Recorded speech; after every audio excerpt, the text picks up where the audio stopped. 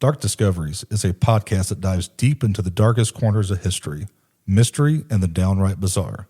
We discuss real events that may include graphic detail, adult themes, strong language, not suitable for all ages. Listener discretion is strongly advised. We're here to inform, entertain, and maybe make you laugh nervously in public, but never to glorify criminals or make light of victims. Our research is thorough, but hey, we're not perfect. We don't claim to be historians, so if we get something slightly off, blame Dustin. All opinions are our own, and sometimes even those are questionable.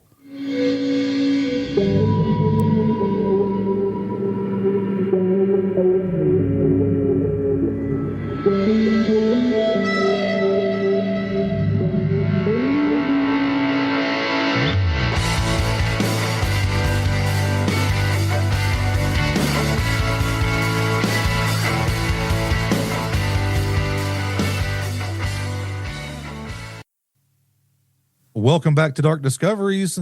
And tonight, me and Jimbo, we are branching out and doing something a little bit different. Skinny dipping after dark. No. Skydiving naked. No, we're bungee jumping out of helicopters. No, tonight we're going to dive into the creative world of the one and only Alex Stiff. Hey. Alex, why don't you tell us who the hell you are? Hello, hi. My name is Alex Stiff, and I am just a dude. I'm a dude that does many dude things, I suppose, whether that be make noise online in the form of a podcast or a live stream, or at one point in time make music. But I am just a dude that knows some other cool dudes, and I appreciate these cool dudes having me on their show. I need your best Macho Man impression real quick. Chris could do such a better Macho Man. I am not good on mine. This is essentially I can just do the traditional, just yeah, oh yeah. I don't know. He said around. He said "dude" so many times. I was thinking this was a Dude Wipes commercial. Yeah, I've never heard Alex say "dude" that many times. So I was. But if they want to, we'll gladly use them, right? Hey, absolutely. Alex is being a little humble. Alex is the mastermind behind Stiff Media. He helped us with the intro music. He's helped us with our logo and our design stuff. So all the stuff in our merch store. If you bought a t-shirt, this is the guy that come up with everything. He's got his under your all direction. This is still your vision. I'm just making sure your vision comes to life. Yeah, it's. I don't know if it came close enough to Jimbo's vision. I just said this is what we're using. I paid for it. Okay. So he's the mastermind behind, like I said, Stiff Media, the Something Good Network, which is full of a plethora of a back catalog of podcasts. Something Good for You. I think he's got like almost 150 episodes of that. The Couch Potatoes, same way. Mm-hmm. If you're a Kiss nerd, he's got No Time to Turn. Yes. If you're a gaming nerd, he's got Fistful of Quarters. Exclusively on YouTube.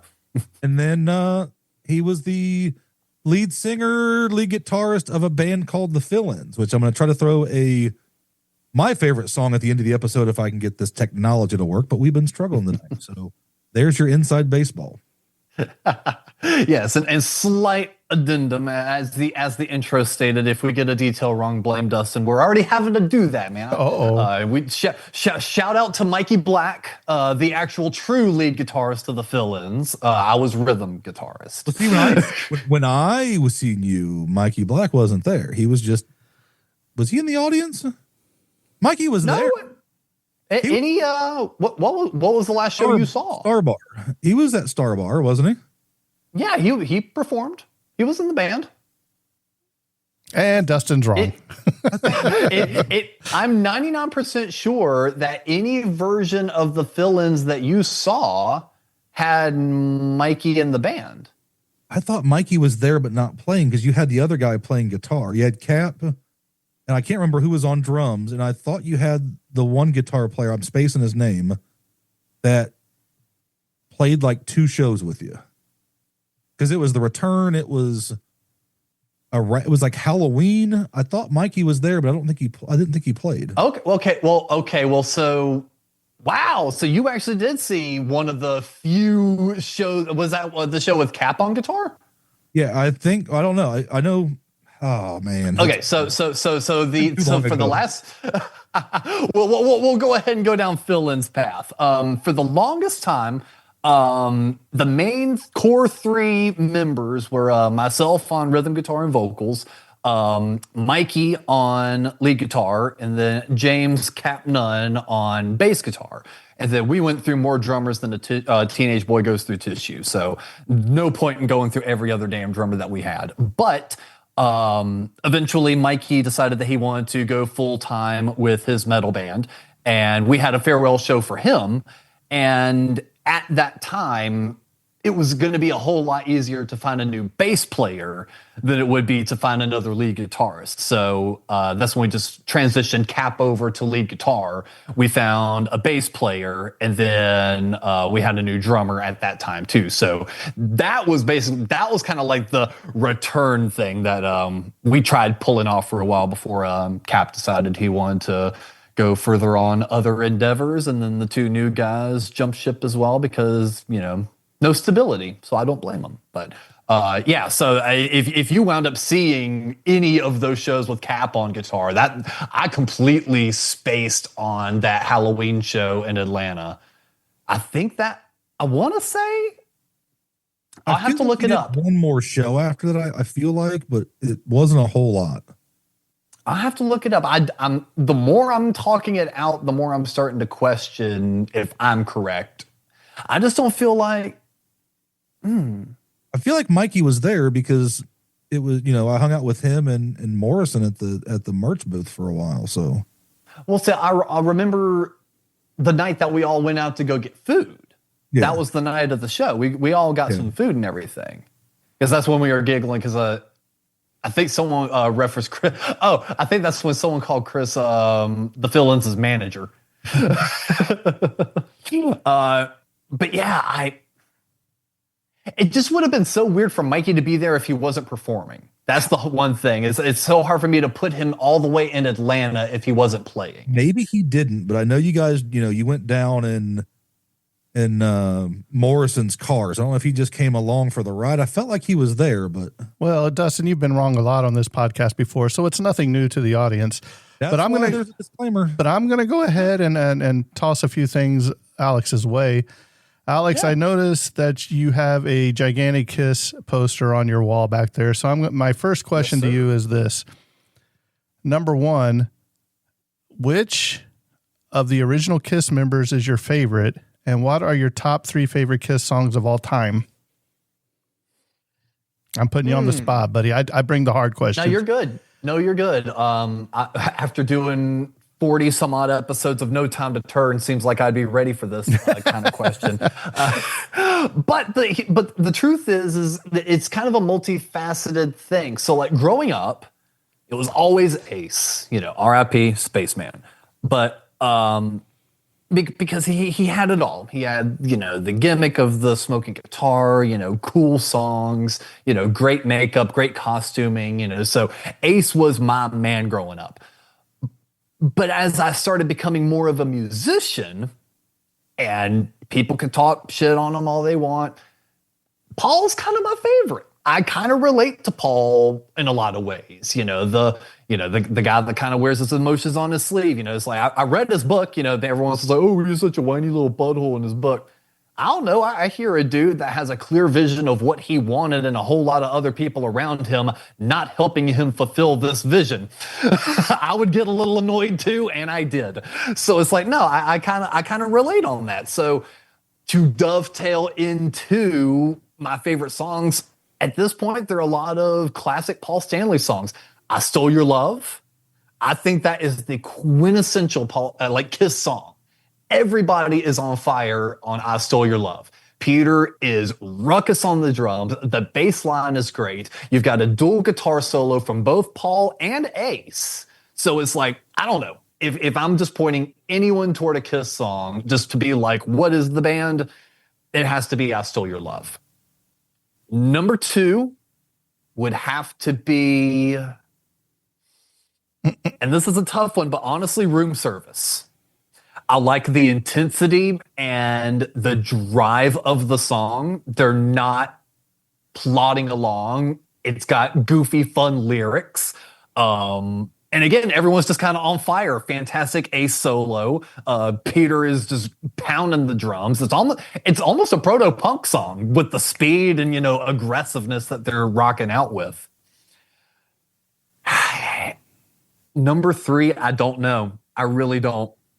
I kind of knew those two off the bat, and I was kind of being extra flowery with my words. While you're trying to think of a third one. Yeah. Well, like my favorite Kiss song is probably Crazy Crazy Nights. I just think that it's a fun song. Okay. It's got a lot of fun to it. You know what I mean? It just kind of, when you watch like the live shows that they would put out, I think it's just a fun time when they do that. And that's one that I always drew to because it was upbeat, made you sing along. It just seems like they were having a fun time. But since you can't come to a third one, let me I'll give you an even tougher question, okay? I got a way to solve that question number 3. As a big Kiss fan, I think one of the coolest things ever. You're a Kiss fan? No, Alex Scott. I was like, I can't see that at all. He got to work one of the Kiss cruises. So you're on the cruise ship with Kiss. What song, when they played any of the sets that you got to see, what song did you hear and you were like, yes, this is it. This is life is good. Like I went and seen Garth Brooks. You know me, I'm pretty diverse when it comes to music. I went and seen we'll get into it, a little bit. One of our favorite small bands, Like Machines, RIP. I seen them one night and then I went and seen Tracy Lawrence the next night. You just go see what you like. So, yeah, you're in that moment as a music fan. This song hits for me with Garth Brooks. I was like, man, if he plays Rodeo, I'm good for the rest of the night. Third song, Rodeo. Sung my heart out, had a blast, and it was one of the best shows I ever seen. So there was a moment in one of those sets that had to have that same moment with you. Oddly enough, it did. And it's going to be about as well. Because what I was going to say a minute ago was it was wild that you kind of pulled generally you pulled a non-makeup Kiss song out for one of your top. Because I don't know, I'm not one of those people that's like OG lineup or nothing. But it's like, I don't know, up till Dynasty, I feel like they were all varying 10 out of 10 to like maybe 8 out of 10 records. And then after that, it was kind of hard to kind of reach an 8 out of 10 record again. However, with my age, because I am 33, trust me, Dustin, I'm about to answer your question. Being 33, I have a odd nostalgia bone for Psycho Circus. It's not a great record, but it was probably around the first time you got to see him, right? So you're younger than me, but Psycho Circus, that was mid to late 90s. Yep, that was like 97, 98, somewhere in that area. I think 99 maybe. I don't know. Is that around the time you fell in love, or were you already hearing it as a kid, already up to that point? Okay, well, all right, to pull a Kevin Smith, in order to answer that question, I got to tell a small story. So I did not grow up super in rock and roll like some would think. It's not like from day one out of the womb, mom was like, here's Kiss. Because when I was only, a couple of years old, mom split from dad and we had to, hop another state. And we lived in Gaffney, South Carolina, which was kind of a little redneck hick town. And, they didn't take too kindly to folks that weren't from around here. So through that, mom really tried to kind of give me a normal life, kind of starting out. So it's like, all the way up until like maybe 10 or 11, like I had no idea what Kiss was, what rock and roll was. I was floating and just consuming whatever modern media, I was fascinated with video games. So like mom was like, cool, I got him on the video game track. He's not going to pay attention to all this music stuff. Which is funny because I listened to an episode today, finding one I don't remember seeing, watching or listening to, and is right down this alley. So it's kind of funny. Yep. And mom would listen to stuff, but like it never really registered, I guess, if that makes sense. Whereas like, I remember hearing Black Sabbath. I would hear Kiss, but like it never resonated. She wasn't ever like, hey, this is cool music. You ought to check. It was just background noise. It's like, I remember also in background noise, mom would listen to Beastie Boys' Paul's Boutique record. So like, that's a nostalgia record for me too. So it was like, it was all just mixed in. Well, right around the time of Reunion and them gearing up for Psycho Circus, mom gets that Second Coming double VHS box set that they had. And I remember she tried sending my ass to bed one night. It's like, hey, go to your room, go to sleep, blah, blah, blah. And as a kid likes to do, they eventually get up 50 fucking times in the middle of the night. I just want water. I just want more hug, whatever the fuck. And I come in on this montage scene of like fucking Ace with the guitar, Paul flying out into the audience, Gene with the blood, Peter with the rising drum kit. I'm like, oh, what is this? And like, I remember as clear as day, mom kind of just going, I swear it's genetic. Because stepdad was already annoyed that like I was not like the car kid. I was not interested in going outside and working in the yard or anything. Well, I'm hoping you didn't mishear her and she said generic. Okay. Maybe so. I should have maybe paid closer attention. But that just kicked off a lifelong obsession. So like at that point I distinctly remember her going like, yeah, the new record's coming out basically like within like the few weeks. She was like, yeah, a new album is coming out. Psycho, sorry, blah, blah. So like, I've always had a nostalgia bone for that record, as kind of mediocre and bad as it kind of is. And I can accept that. And I know that the only song that all four members played on was Into the Void, and even not that great of a song. But see, I knew I was getting somewhere with this. Dustin, to answer your question about the song on the Kiss Cruise, these motherfuckers pull out We Are One from Psycho Circus. It's not a bad song. They have never performed this song live, ever, because it's a song that's not even set up for being performed live. The only songs they've really played from that record were Psycho Circus, Within, Pledge Allegiance to the State of Rock and Roll, and Into the Void. Everything else kind of got looked over. So like for them to pull out We Are One, which kind of was a favorite deep cut track from mine, growing up, especially because, I was the weird kid, well, so it's like back then you got an album. You didn't get to really pick what, you wanted to listen. You couldn't just download a song. So you have this album, you have to listen to it. Well, unless you bought the single. To albums front to back. So even if it's a bad album, hey, this song's good. Hey, Dustin, listen to it more and more and you find what you like. Back in the day, I'm 48 there, Alex. Okay. We're not talking 8-track. Okay? So no, but I'm talking about when I was younger, you could still buy singles.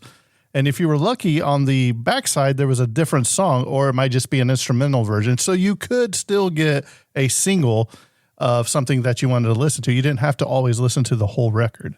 Yeah, but you buy the whole album and you try to fall in love with it.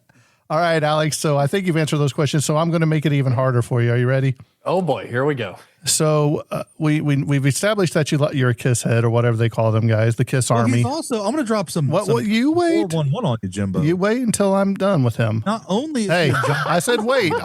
I'm doing the interview at this moment. You wait. So here we go, Alex. Are you ready? Let's do it. I'm going to make it. You thought that was hard. This is going to be really hard. I want you to give me your top 3 favorite bands of all time. I'm going to say famous bands because I'll just say it that way. And then after that, I want you to give me your top 3 maybe local bands or just, bands that aren't as famous but had an impact on you wanting to be a musician, so on and so forth.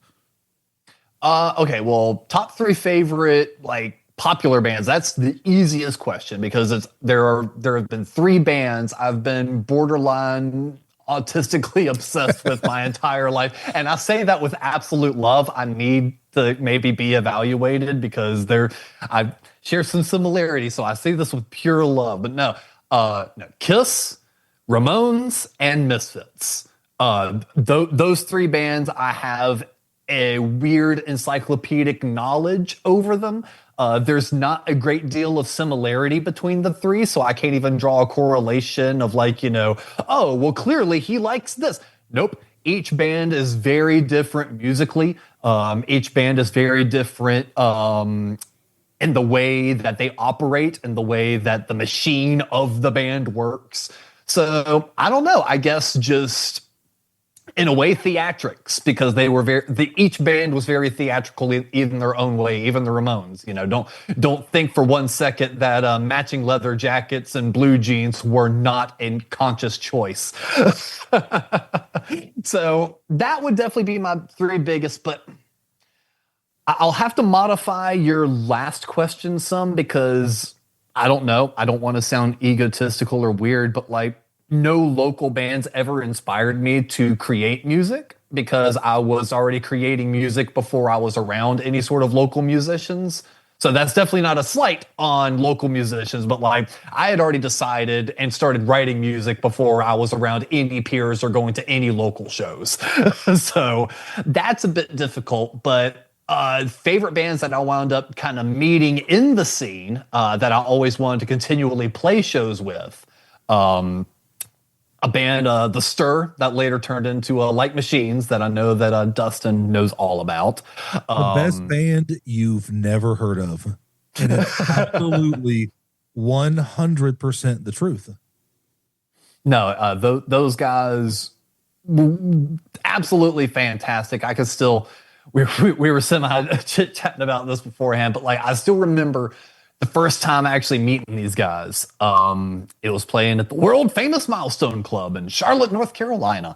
And the promoter / booker reached out to me, and he was just like, hey, there's this band from Atlanta called The Stir. They're coming up. Figured you guys would actually be a pretty cool match. They've never played here. Do you want to headline or find someone else to headline and have them open or be in the middle? We eventually sorted it out, and I forget the exact setup of the night, but either way, they went on before us. I don't remember if we headlined or if we were in the middle. Regardless, they played before us. And we chatted with Tanner, the bassist, and Andrew, the guitar player, for a little bit before the show. Super nice guys. It's not any sort of secret that I'm not a very outgoing person to all strangers. It's very hard for me to kind of turn on the salesman smile, as I call it. It's very easy with you guys because I consider you friends already, but just meeting random people, and it's very hard for me to kind of turn that on. But and it seemed like they were kind of having to turn it on too. And that's not a slight, but it felt like we were both kind of salesmaning each other. So it was like, okay, cool, whatever. Well, they get up there. Hey, we're The Stir from Atlanta, Georgia. We want to thank the fill-ins and Milestone and whoever else was on the show for us going on. Anyway, this song's called Pedagogue. Now, we had never heard that song before. They had only had 2 songs on their website, The Night Shift and Legitimate. And very cool tracks, but kind of blues rock, maybe a little bit grunge inspired.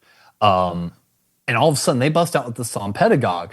And I remember Mikey and I standing next to each other, and midway through the guitar solo for this song, we kind of slowly turn our heads and look at each other. We're like, uh-oh.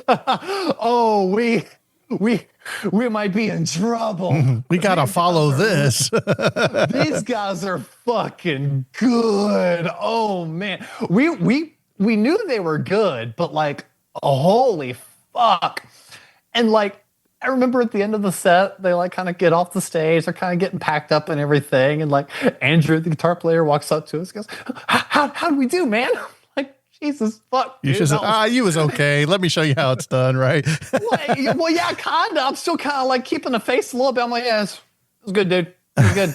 Well, Thanks for kicking off the show. As I'm like doing push-ups in the back, like trying to get swollen shit. I'm like trying to get pumped. I'm like, oh fuck.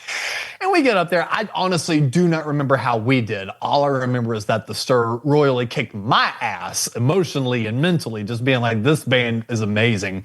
And we all shared a smoke in the van after the show, and it just became a good little friendship for a while. We kind of trade shows back and back. We'd go to Atlanta, they'd come back up here, and then eventually they turned into like machines. And maybe one more small anecdote to kind of throw on that. They were on tour with Fozzy. Oh, Judas. Yeah, that's how I come across them. And don't try to take Alex's thunder, but I was like, you know what? Fozzy's there. Judas is a big song. I'll just go see it because Chris Jericho is a showman. He's a wrestler. He's a showman. If he can't sing, he'll at least have stage presence. And here comes this band, The Stir. Alex is wearing a Black Cat t-shirt, his long black curly hair, so soft-spoken until he starts to sing. And they absolutely blew me away. I have never to this day seen an opening band that I've never heard of hit me the way that they hit me. And I met Frank and the guys from Fozzy at a meet and greet type deal at a festival. I had a Braves jersey on that day. I wore a Braves jersey that night just out of coincidence again. Oh, are you from Atlanta? No, but I'm I go down there. Oh, that's freaking cool. And we start talking about Atlanta. And the way Andrew is, you're friends. You're friends at that point.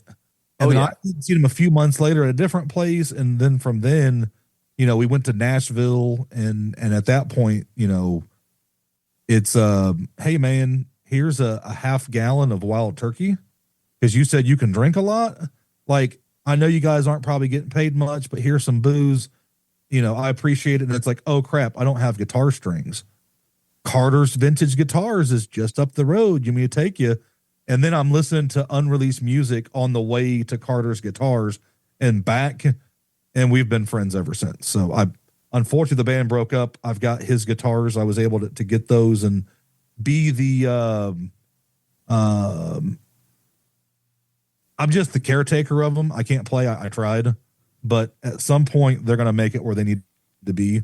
But they're really, really cool pieces, and they couldn't go anywhere outside of his circle because that's how much of an impact the music had. And for me, I almost had him play the wrong way for me. Then COVID happened and they ended up splitting, but he's like, I'll do it on the next run. And I never got to hear it again. But like, they just, man, the one that really hit me because you couldn't find it, that whole Stir EP was fantastic, but Hear Freedom Ring wasn't released. You couldn't find it on YouTube. You couldn't find it nowhere. And I looked and looked and looked and looked, and I finally found it, and then they released it. And it's stuff I still listen to 7-8 years later, even though they're defunct. A lot of that stuff, it just still hits a special spot. And then through like their online stuff, that's how I come across Alex. And it was just a really cool community of people hanging out, chatting and on posts. And it just opened up this giant world, but still no opening band to this day. And we go to a lot of shows has ever been worth watching besides them. And I will definitely say, Andrew, this is going to be an Andrew podcast, but I don't know. I've not talked to the man in a minute, and good people deserve praise. And Andrew was one of the few really, really genuine good ones I ran across in my dealings of the music industry. And I'll just straight up say, and it's not a secret, but both of them knew this straight up because I wound up kind of road managing and being social media editor for them once they became like machines and really started going back out and kind of doing things on, those terms. So I remember, kind of being at the practice space when they're, jamming out all this stuff. And all of a sudden, when the Stir was very bare bones rock and roll, all of a sudden I'm seeing them with, backing tracks and, extra vocals getting canned in, and them playing to a click track so they can have, extra music and stuff and samples playing in the background. I wasn't a fan of that. However, Andrew as a person had me enjoying the music. It's like that Like Machines is not music I would have listened to on a daily basis. That's not something I would have like selected to listen to. But like I put the record on even the other day and was jamming out to it because it's like you hear the music, you hear that style of guitar playing, and you think of Andrew. You think of what like a good person, what a good soul he is. So I can find myself enjoying music from folks that I typically wouldn't, simply because of how great they were. And my little story on Andrew just being cool was at that Fosley show.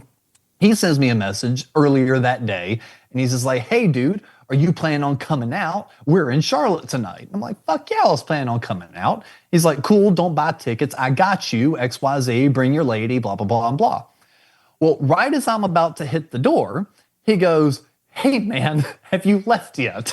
And I'm like, "I'm about to call my Uber now. Why?" He goes, "My guitar strap broke." And I'm like, "I've got you, broseph." So I run upstairs, I grab my guitar strap, and I meet him around the side of the bus. So we get pulled into the bus. He's like getting everything set up, blah, blah, blah. And he gives us passes that way and we can get in, this, and the other. And this was like, honestly, maybe the second or third time we actually really hung out. Like we had played another show or two together, but like this was still early on in our friendship because this was still the Stir days before it moved over to Like Machines. And I distinctly remember just sitting there after a while, and I kind of looked at Tanner, looked at Cheney, who was playing drums at the time, and then Andrew's like getting his stuff wound up. And it was just kind of a little bit of a quiet moment just sitting in the van, or the RV rather. And I was just like, "Hey, dude," I said, "You like kind of know me." I said, I said, "But like, thank you." I said, "Thanks for, kind of pulling me in and, being real cool with me." He's just like, "Nah, dude." He's like, "Don't think of anything of it." I was like, no. I said, "You don't get it. Like most people aren't like this." I said, I'm used to a very cutthroat, everyone's kind of out for themselves. The moment you get in the way, you're dust kind of thing. And he just kind of looked at me. He's like, no, dude. Like when one of us makes it, all of us make it. He's like, "That's why you're here, man." And so it's like that has forever stuck with me. Just him being like, "Nah, dude." He's like, "When one of us make it, we all make it." And he's like, "And that's why you're here hanging out and celebrating with us on tour." And it's just like, that's why I'll always be throwing on Like Machines and the Stir and all that good shit. I'll throw one thing in super fast so you can get back to it because we're off the rails. But no, that's what we do. That sounds like somebody I know who had no problem hooking his friends up with a podcast and doing all the work was because if one succeeded, we all succeed. And that's what's so cool about Alex. He gave his friend a platform. And when we were in the very early stages of setting this up, I was like, "Okay, I got myself into this. We're going to do a podcast." And we talked. I was on lunch and I was like, "Hey, like, fill in for me for the rest of the day." We talked for like 3 hours on the phone. And he's like, "Dude, you're going to be okay. Like, see how easy this was talking? You're going to be fine." I had a lot of like pre-recording jitters and we talked and he definitely helped me a lot along with some other people that we'll talk to as we go that really gave me the confidence to know I could go in here and have fun with it. And I mean, that just shows that circle of people when you surround yourself by good people. This is what happens. So I'll let you get back to your last two. Well, good. I'm glad at least one good thing came out of it. Yeah. Like I said, and I'm sure the podcast world's the same way. Guys are probably cutthroat. They don't want you getting their downloads. They don't want you stepping in their space and their genre. But everybody that we get in with is all like, "Dude, just put your spin on it." Like it's all been covered. Put your spin on it. Yeah. I mean, honestly, I ran into a lot more competitiveness in the music world than I ever did in podcasting. With the podcast stuff, it was a whole lot more inclusive. It was very much, if one of us succeed, we all succeed, because it was so much easier to do crossovers. When you're doing music, even if you set up, a really good local band bill, I'm sorry, it's like at least in a lot of the music scenes, and it's not just a Charlotte thing, folks come out for the band they want to see. And that's just the brass tacks of it. The people come out to the band they want to see. This is not the 80s. This is not the 90s anymore. This isn't even the mid 2000s anymore. People will figure out if they want to see you live through your social media before they even step foot through the door to sit through the rest of the shows. So no, you have to sell them before you even step on stage. So it's a whole lot harder in the music world to kind of get that camaraderie than it is in the podcast world. Because with podcasting, it's all consume on your own time. You know, oh, I didn't have time for it this afternoon, I'll grab it tomorrow. There's no splitting of the, oh, well, if I listen to this true crime podcast, I can't listen to this one. No, I'm looking for all the true crime podcasts. I'm looking for all the pop culture podcasts, you know? So it's like, I kind of found a lot more freedom and enjoyment making the shows in that regard than I did booking live music performances and trying to figure all of that out. And live podcasts are a thing. So it's one of those, we're working with a buddy up here in Indiana to try to set something up. And it's just a bunch of good people hanging out and having a good time. And, you know, when I would go to shows that you were working for them, I would get there early. I'm one of the first people there. I'm on the rail because I'm seeing the first or second band. I'm talking them up to the people around me. And I'm like, hey, after they're done, I don't want to see Pop Evil again. This is like my 7th show on this run. Like, I'm leaving. When I turn around, you grab the rail and you can enjoy this because that's who you came to see. Yeah. Now I'm going to go back out and I'm going to hang out with Alex. I'm going to hang out with them at the back and have a good time. And you know, that's, and I seen a little bit what he's talking about. Some of these people that were billed that were just douchebags. Yeah. We won't get into who, but it was just, there was people on the bottom of the card and people on top of the card. And it's just, it's such a toxic environment. And I'm glad that this isn't, but band number 2, Alex, so we can get. Oh man. I mean, honestly, shout out to a band called the AMFMs here in town. I'm not honestly sure how much of their stuff you could find online. There wasn't, I don't think they actually released a lot digitally. They were very much, to kind of pull a trendy term, I guess, a throwback type band. They were very loud guitar, you know, browbeating style.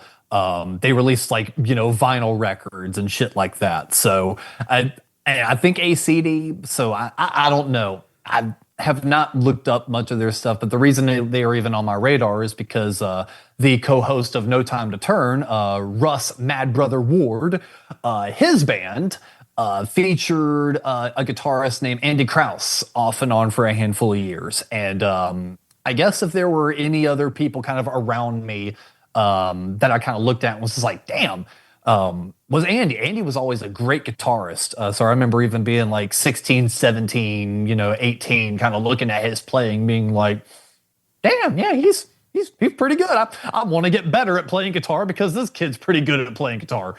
So if anyone can find anything from the AMFMs from Charlotte, North Carolina, definitely check it out. Good, just loud, ruckus, rock and roll type stuff. And I guess last one I could really throw out is another defunct local band because AMFMs I don't think really play anymore. But a band called the Dead Kings, fronted by Jeff Williams, aka Biggie Stardust. Which later on I wound up playing bass in his other band, Biggie Stardust and the Wretched Hive. But the Dead Kings were one of the bands that, you know, as I was kind of growing up and learning and playing guitar, I would see them play live and I'm like, yeah, that's actually some pretty cool stuff. They were there. I remember a end of 06 super show that featured Mad Brother Ward, the Dead Kings, and a few other bands. So yeah, I would say, you know, those were maybe a little bit more important in the formidable years of young Alex Stiff, kind of learning and playing guitar and kind of getting out there. And then later on, you know, Light Machines just being such, you know, badass cool dudes. All right, Alex. No, Jimbo, we're gonna hop on your favorite because I've. Well, hang on. I've got it. No, I'm following the guest.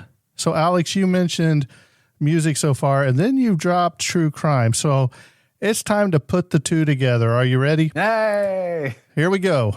We'll just start off with one of the famous ones. Did Kurt Cobain commit suicide, or was it a setup by we all pretty much know who? There was new stuff. I haven't got to read the article yet, but he did send me a news article about some stuff on that case.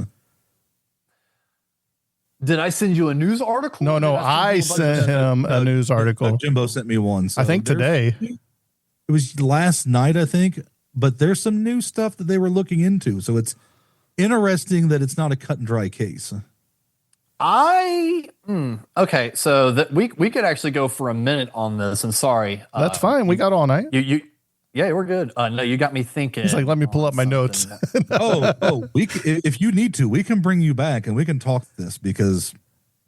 No. It's only going to be a small thing because. Just from the little stuff that I know about it, number one, the blood splatter, it does not coincide where his body was found. It would be totally different according to the expert that I was reading. And number two, they said for the amount of drugs that was in his system, he wouldn't have been capable of pulling the trigger. That's just some of the stuff that I was reading about that I thought was very interesting. There was a woman in his life that if she didn't directly have it done or do it, if he did pull the trigger, she drove him to do it. But I don't think it was that cut and dry.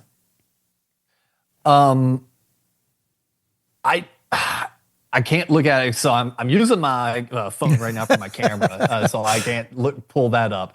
However, I don't know if it's public or not. Are the autopsy reports public?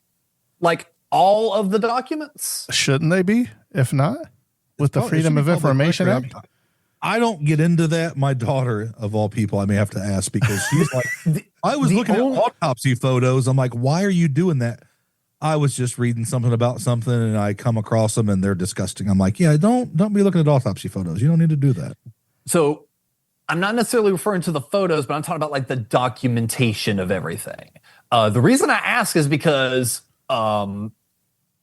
talking about the Misfits being like one of the bands I'm like autistically obsessed with and like know all the small things. I've also through that realm always been like a couple degrees separated from like members or like people that associate with the band and this, that, and the other. So I have also like a tiny little bootleg group together, and we also just send other random things in there. And someone sent complete unredacted Kurt Cobain files. So like, that's why I was trying to figure out is like, was that a weird little leak that he wound up getting his hands on? Or was this like public record and we're just tossing it in there for the, you know, the weird of it all? I'll have to dive in the group and take a look because I think I remember. Because if not, I'm happy to supply, reading material to a educational show as yourselves. Yeah, we're experts. Okay, so yes. But yeah, so I'll have to, because I know I still have the documents, and I was gonna like read a couple lines just in case, like just to see if that was like something that correlated. Anyway, I have my own theory on the Kurt Cobain thing. No, I don't think he committed suicide. But I'm also not in the camp that Courtney did it. I don't think Courtney held the gun. Right. That's where I'm at too. Who do you think did it then? And I'll say if I agree or not. Because I got something that's kind of wild. Go ahead.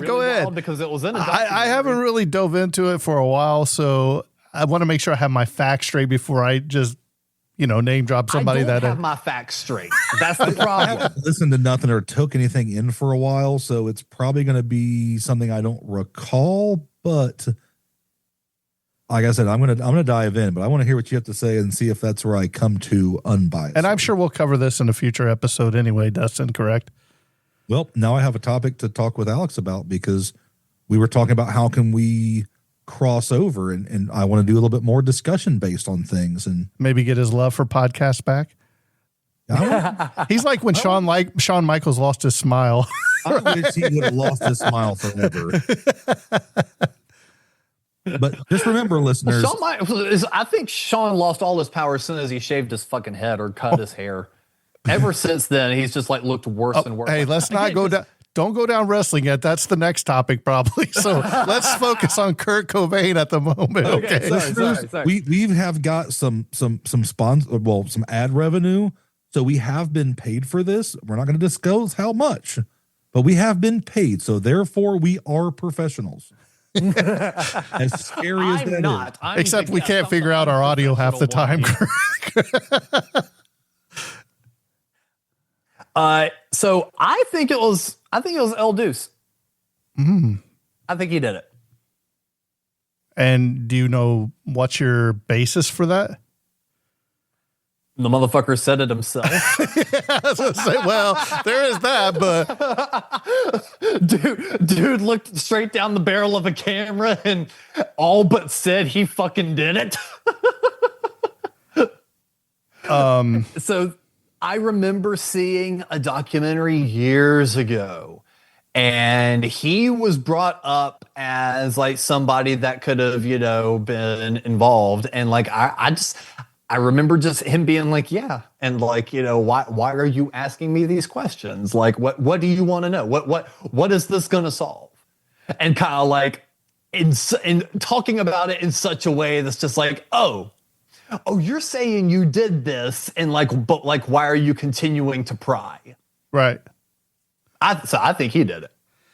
So that the music industry always seems like it has problems, real life problems, not necessarily with the band together, although that happens a lot. I mean, you can look at Kiss and all the problems that they had in and out of members and all that. But have you ever seen the cover of The Dawn of the Black Hearts by Mayhem, which has the actual suicide photo of their vocalist on the cover that his guitarist, I do believe, took, and they used it for their album cover? I have heard of it. I don't think I've actually seen it, but I've heard the story. Well, so am I confusing that with the other black metal band that like the vocalist killed himself and then they all got like pieces of his skull and shit like that? What band was that? I can't remember. I don't know that one. I just remember hearing something about this, so I looked up the album cover and, whoops, curious minds wanted to find out, and boy, you found out. But whoopsie doodles. But I just thought it was always interesting that they took the suicide of one of their members and they used it as an album cover, and I was like, but. Yeah, we'll definitely need to. I'll come back and we'll do a whole look at him. I got him now, Dustin. I got him going. So what are some other famous? This makes my heart happy. You don't understand that. So what? Excited. I got him excited, Dustin. You wanted to go down to your questionnaire. I'm bringing it in. I'm easily excitable.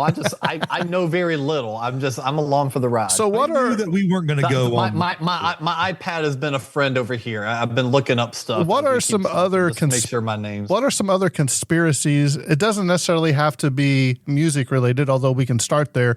What are there some other conspiracies that you like to discuss, or you actually believe are true in your realm of macho manness?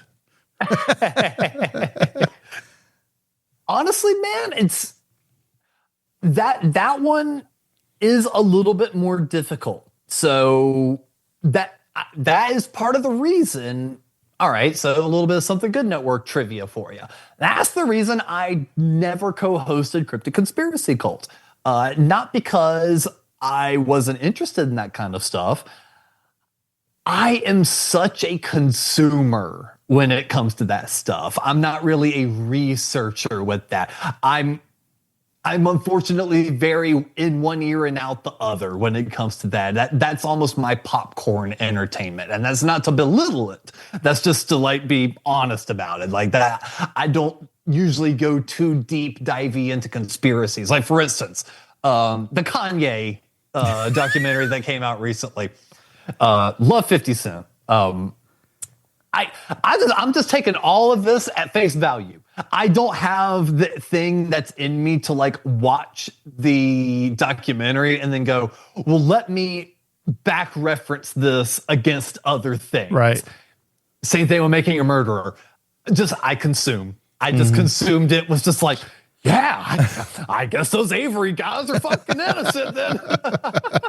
That's still going on. Like I know there's I'm trying to think what podcast it is. but Netflix Necronomicon is diving deep into that, and it's like it makes you question everything you think you know.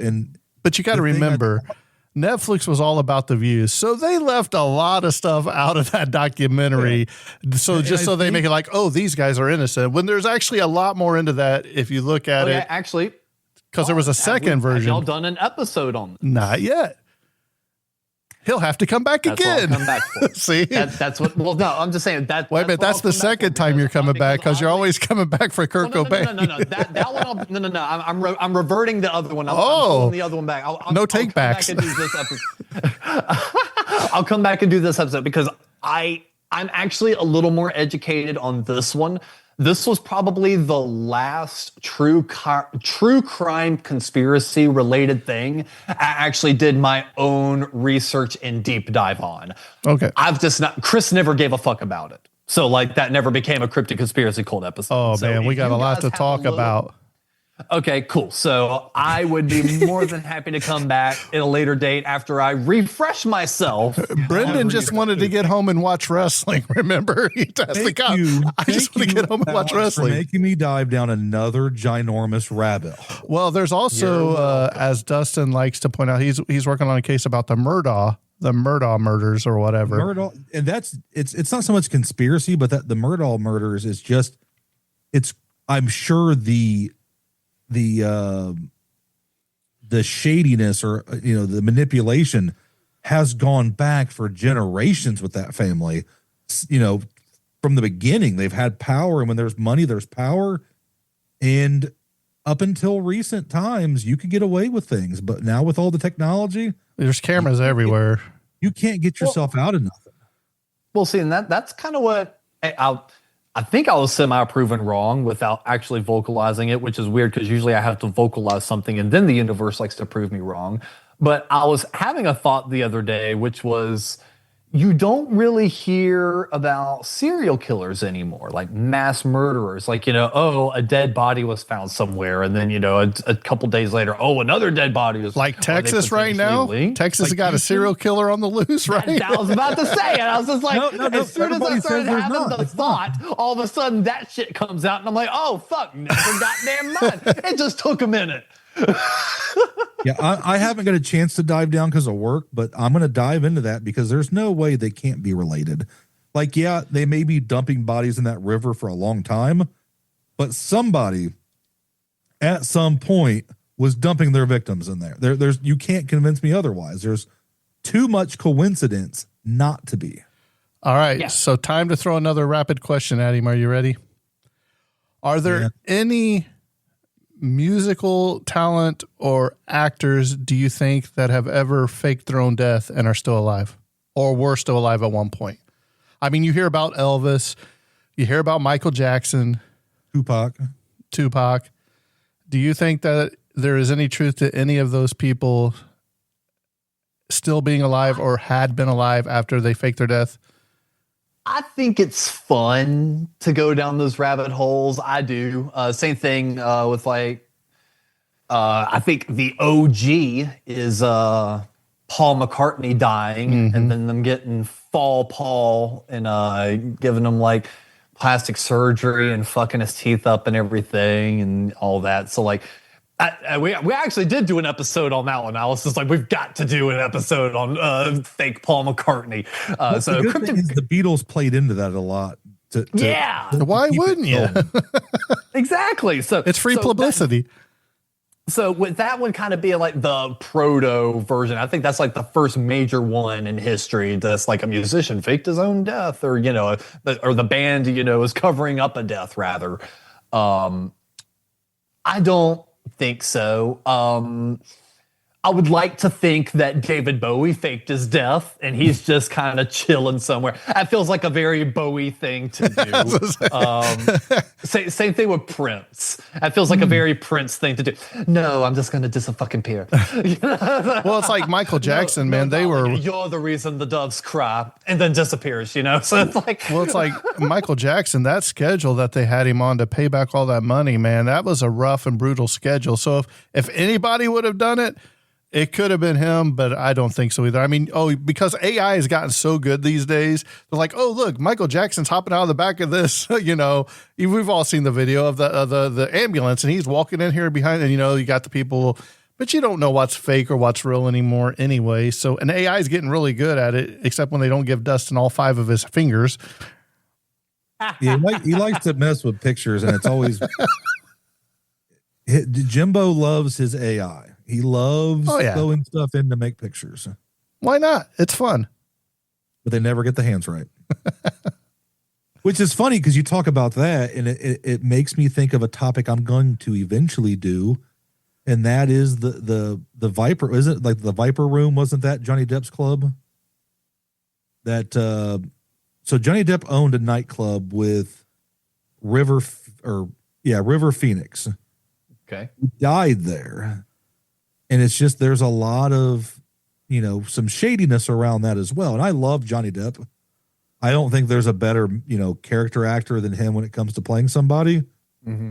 And, that kind of just hangs over and not a lot of people talk about it. Gary Oldman said, hold my beer, because Gary Oldman is a great actor of different things. Yeah. So speaking of that, we'll go ahead and go on into the next question I have for Alex. See, Dustin, this is just rolling off. I don't even know what you have on your bulletin points. So here we go. I don't go Alex, with my notes all the time. Give me your top 3 favorite TV shows of all time, and give me your top 3 favorite movies of all time. Number 1 on the TV shows has to be King of the Hill. Okay. That's South Park. I know. No, as much as I love South Park, they would have to be maybe my number 2 or 3. No, King of the Hill still wins out over South Park. Did you watch the new King of the Hill? Yes. Did you like it? Say what? Did you like it? I have my problems, but I think I have more positives than problems. Okay. But that's to be expected. I think one of the biggest problems I had was some of the voice acting. It just wasn't quite there. But I think for the most part, they did it justice. But if they do another season, I think it'll be better because they can kind of work around that stuff. But I was really happy to see it because that was a show that I remember seeing, probably a little too young for it when it came out. But you'd watch The Simpsons, and it was King of the Hill. Not a better lineup for TV at the time. And it was just, I was at the right age. So Beavis and Butthead, I really want to be my favorite. I want it to be my favorite, like, cartoon. It just lacks a little bit. And I don't think it aged well. King of the Hill still stands the test of time. Well, I don't know if I'm going to be able to get through my entire 3 because that opened up a couple different things I could kind of comment on. Let's hang on Mike Judge for a minute here. Let's give Mike his flowers for a second. No, King of the Hill 1000% is my feel good show. I know that sounds like so dumb. It's just like that's like such a fucking modern thing. It's like, oh, it's my feel good show. It's my comfort show. But if I'm being 1000% honest, it genuinely was, because I remember, again, being way too fucking young to be watching it on the regular. I remember seeing episodes of King of the Hill brand new on Sunday nights. And I was allowed to watch it because it was just good comedy. There was nobody, acting out. Bobby was a good kid. It was basic humor. There wasn't potty language, any of this stuff. It was a good, it was an American family sitcom animated. So King of the Hill was not something that was, restricted in the house. So I remember watching this like consistently growing up and kind of being like, yeah, Bobby is like my age, maybe like a year or 2 older in some aspects when I started watching it. So like being able to go back and revisit it now, it holds up just so well. And the new series did well. I guess kind of all I'll say on the new series, that I'll talk about Beavis and Butthead for a second. I'm trying to keep myself organized. The new series, I loved basically every single episode except for the first episode. The first episode and the beer episode. Those two put me on a really bad note. Those two episodes felt like episodes by committee. That did not feel like King of the Hill. And the reason I say that is episode 1 of the new series. The entire time it was a Hank Hill has a problem with society greatest hits. Go back and rewatch the original show. That's not what the show was about. The show was not about Hank Hill being annoyed at society. It was exactly what I said. A family sitcom that was animated. Hank would be a little annoyed at stuff, but that wasn't the crux of every episode. Hank's character type was not annoyed dad. That's not who Hank was. But that's all Hank was on that first new episode. Peggy, are we Was that just all an gender evolution now? because of his age? I don't think so. Was that just because he was old, I don't think so. or Because was it just trying to capitalize on? I think capitalize on the moment and capitalize on what people think the Hank character is. It's the dumbification. It's the beginning of the dumbification of media that even Netflix is kind of sending down the pike, being like, hey, you need to realize that your media is being consumed on a second screen. We got to dumb this shit down a little bit. Make sure people can still understand if you tune back in after fucking off on your phone for a minute. And trying to make it politically correct, if you will. Well, see, I'll even rail up against that one.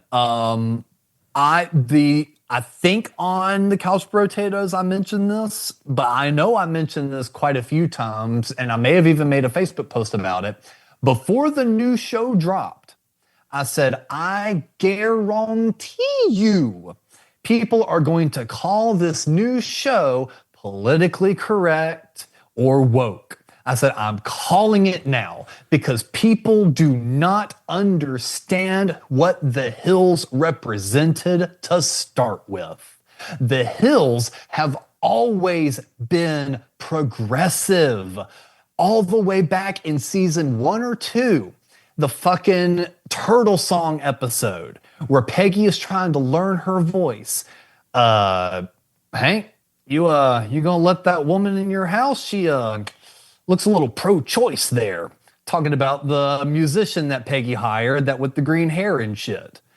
Okay, we're representing the idea of Texas, kind of looking down on, an independent woman that's, not allowing a man to do XYZ for, and maybe pumping Peggy's head through all these, new ideas that aren't the traditional wife standards.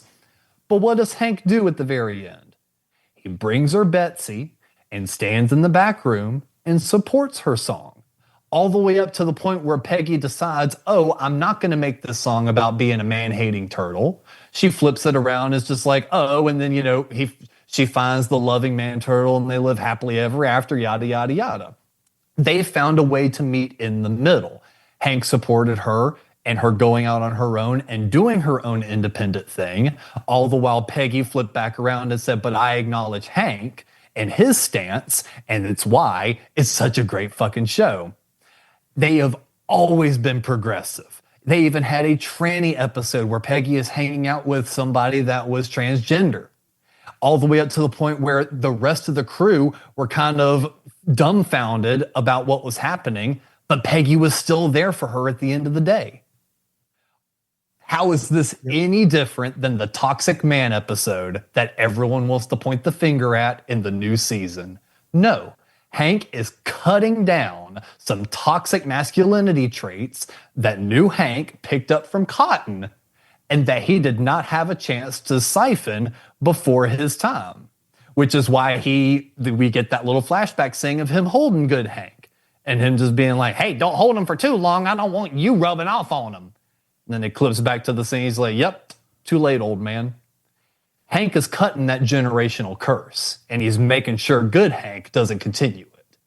But yet that episode wanted to be called the Mega Woke episode. I have a lot of opinions on King of the Hill. This makes you wonder, did they know that they're going to be going after a new audience?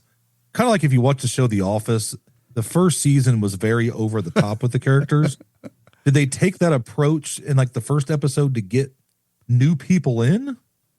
You know, it's just I don't know, but I just feel like episodes 1 and 2 are so different from episode 3. Episode 3, I think, is the best of the new season, which is the Bobby episode, where he's having to navigate getting charcoal for the restaurant. Because that's a typical King of the Hill problem. That's along the lines of what the old episodes were. And it had heart, because at the end of the day, Bobby did not relinquish anything.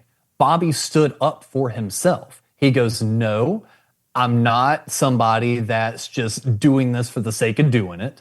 Dad, you've got to understand that I'm coming from a place of authenticity.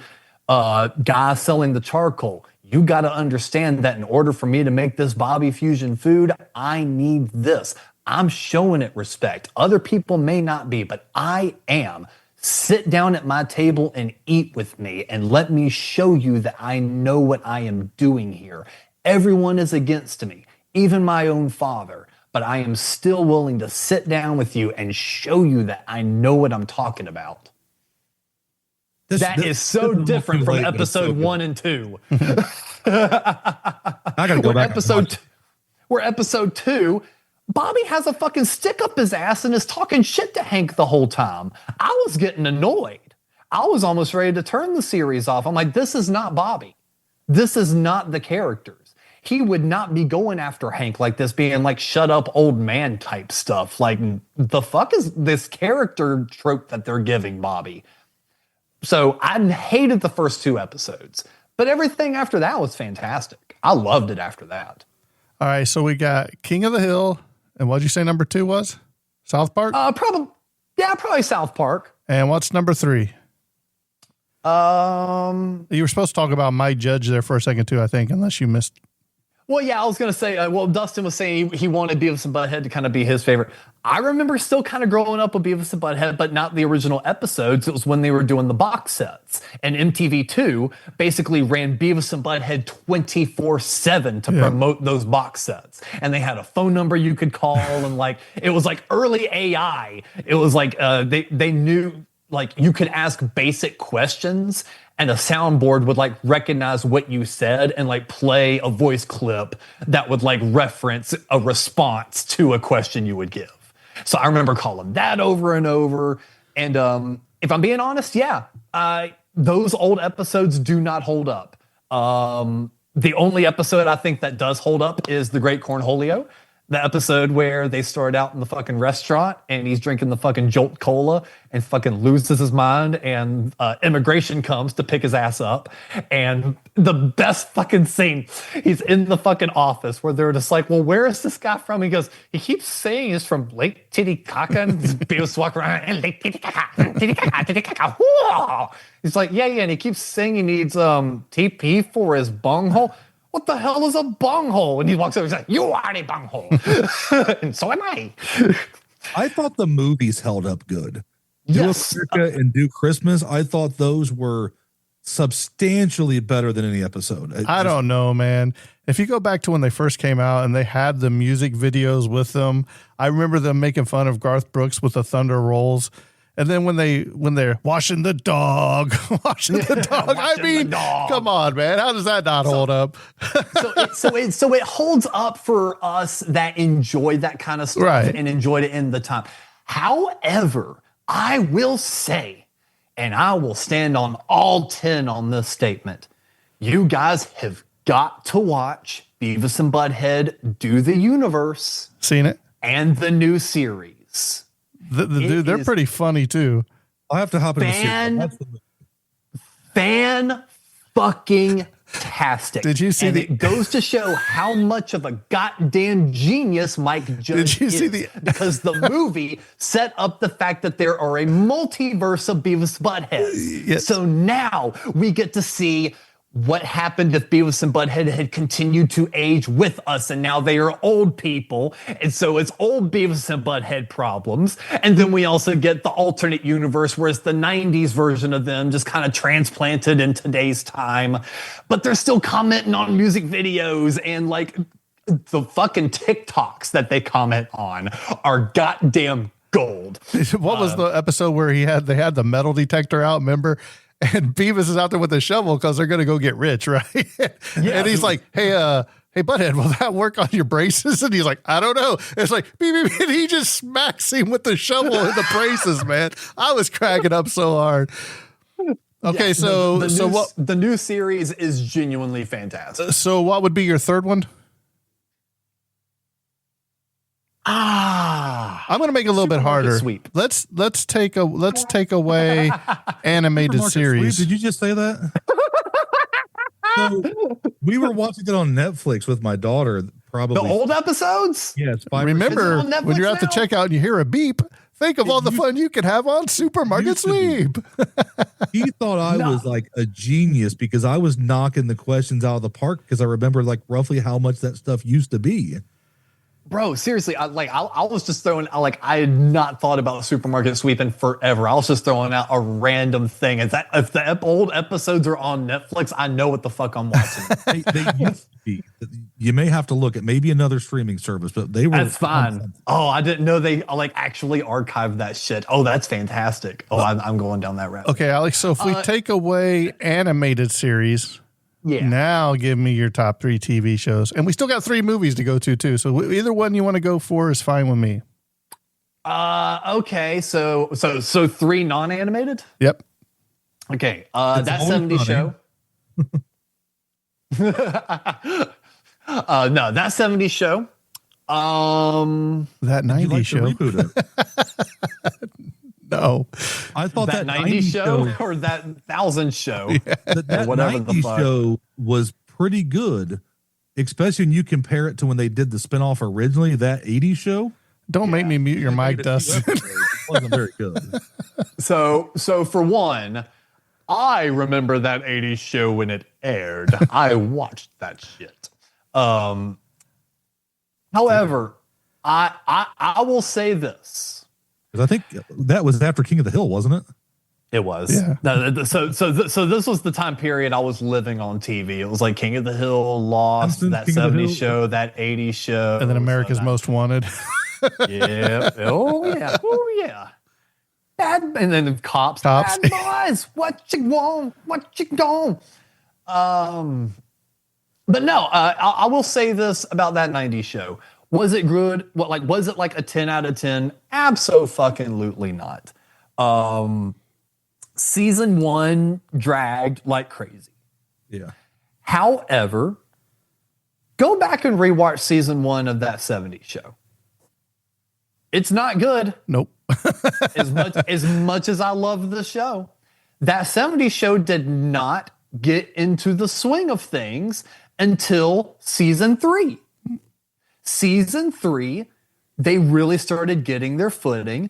They were really familiar with each other. The writing got better. And basically from there on out until the main cast started dropping off, they were banger seasons. So we got like 3 or 4, in my opinion, must-watch seasons from that 70s show once they got their footing.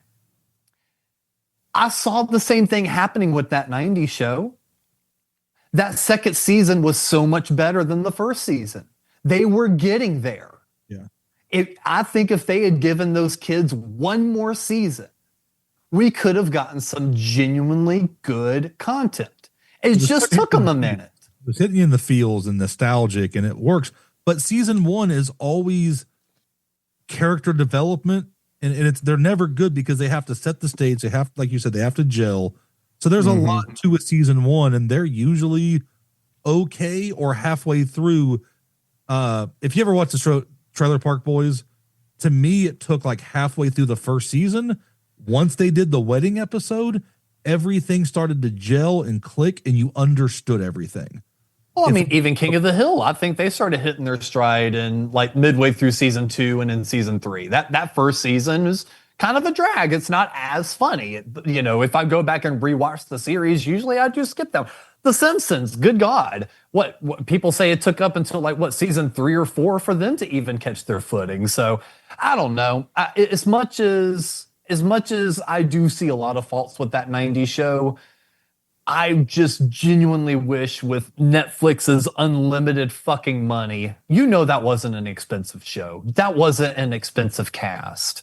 With their unlimited amount of money, they could have, I'm not going to do all that. They could have greenlit one more season, and I think we would have gotten something pretty good out of it. I think they were on the right trajectory. You had the sets because you had the sets made. You know, you don't go that far. It's like It's Always Sunny. They stay mainly in the bar. So if you have that set, you don't have set cost. It's already done. It's already developed. You set it up. You film. You're paying the actors and the production staff. That's all you have to do.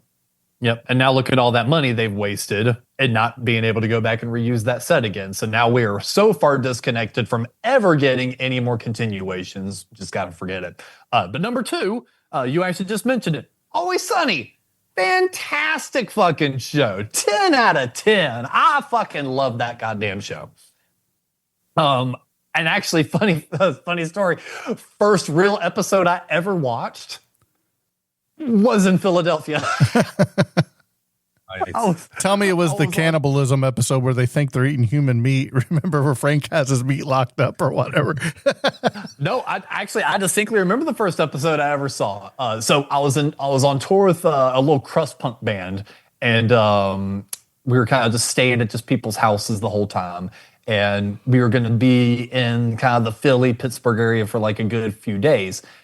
So we had one off day, and we spent it in like this like total drug house, like this like floor, like holes in the goddamn floors, you know, all that shit, like traditional punk rock fucking slum apartment shit.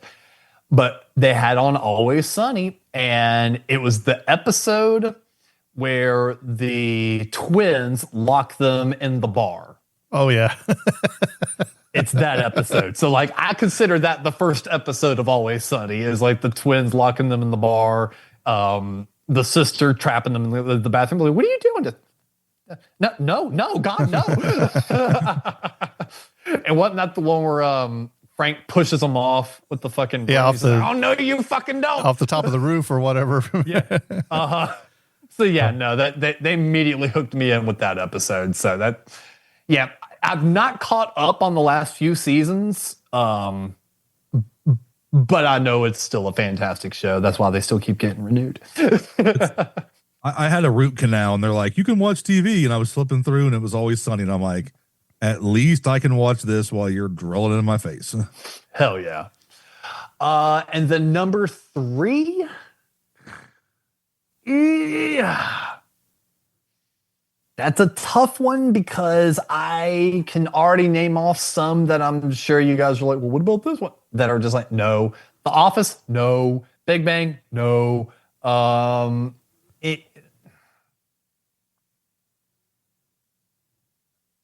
don't know. That third one is very difficult because everything that we've asked you, the third one's always difficult for you.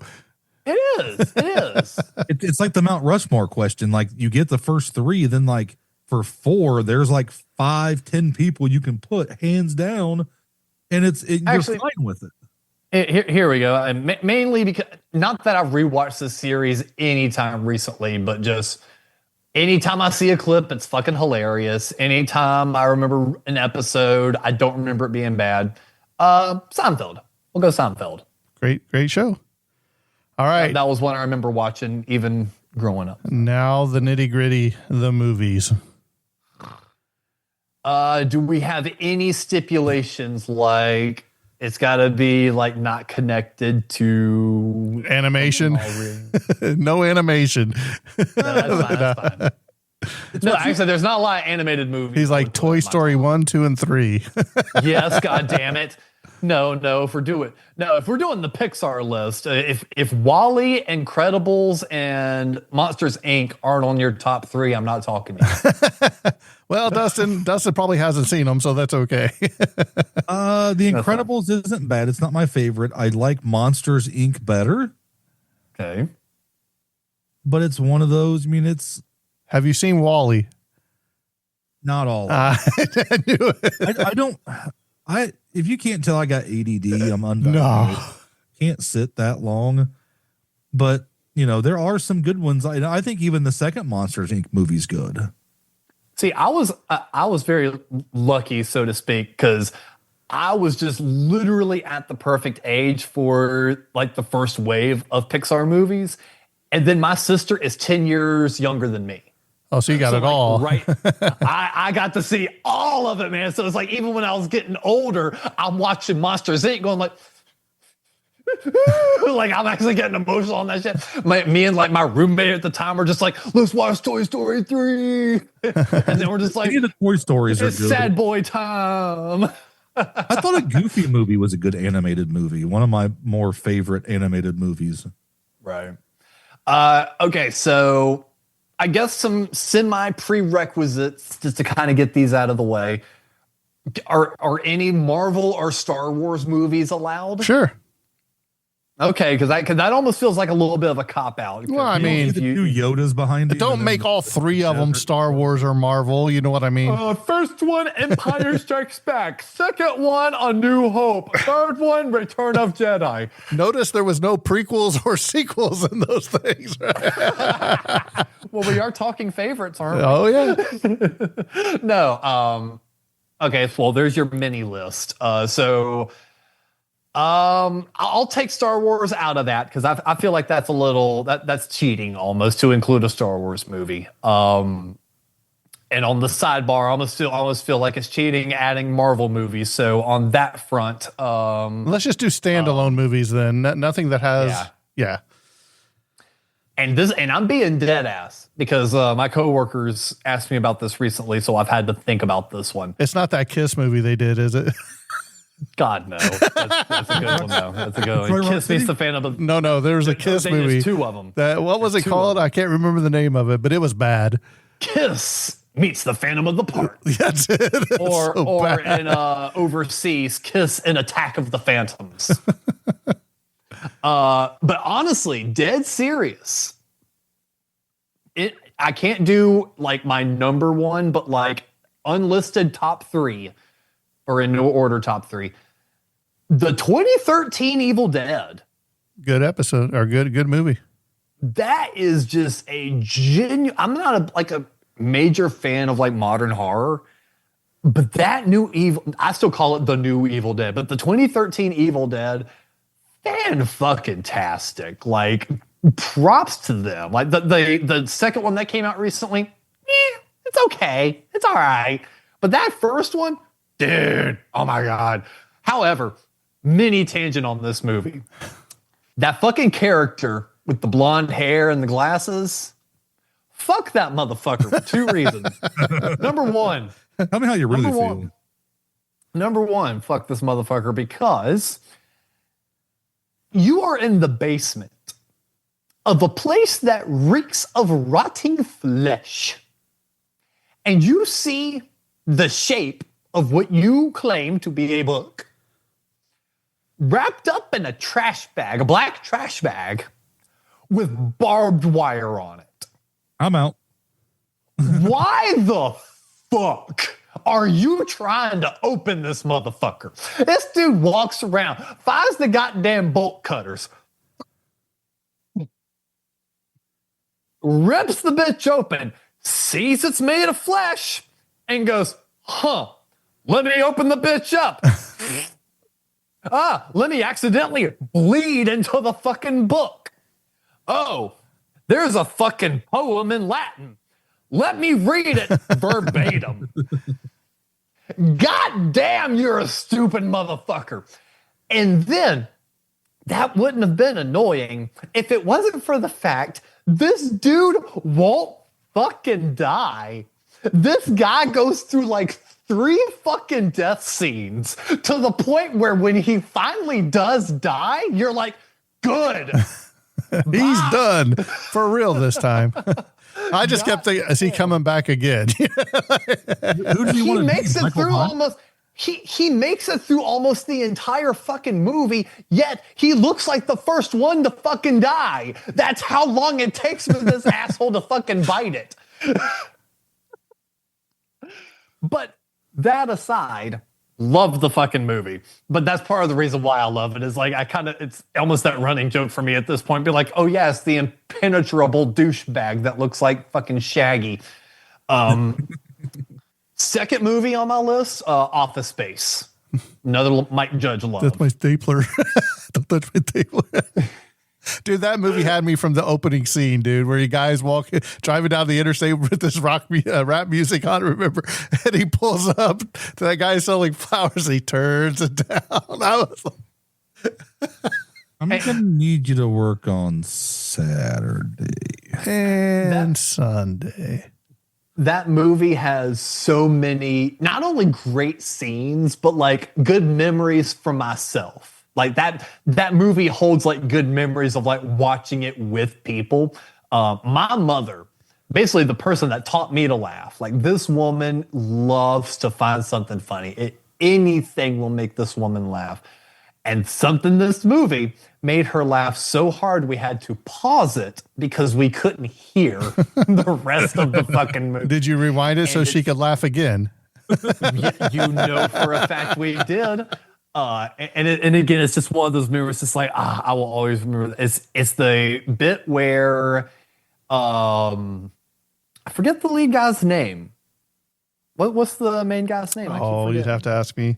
I've only watched that movie once or twice. It was good, but I okay. So it's when the lead character. Yeah. So when the lead character goes through his fucking, thing, and the psychic's like, you don't give a fuck about nothing anymore. And he's just like, oh, I guess I don't give a shit about anything anymore. When he wakes up the next morning and he's listening to his voicemails because he basically slept all fucking day. And the guy's like, hey, I need you to come in. Beep. Hey, where are you? Beep. It's just like, and it's like a montage of them just like going through. And it eventually gets to his girlfriend. And she's just like, I waited at the blah, blah, blah. And you didn't show up. We are through. And we said through. The machine rattled ever so slightly. That rattle sends my mother into the stratosphere of laughter. So it's like that. So a scene that's meant to just have a little chuckle. Anytime I see it now, I bust out into a fit of basically like a Joker's rage of laughter over that fucking, and we're through.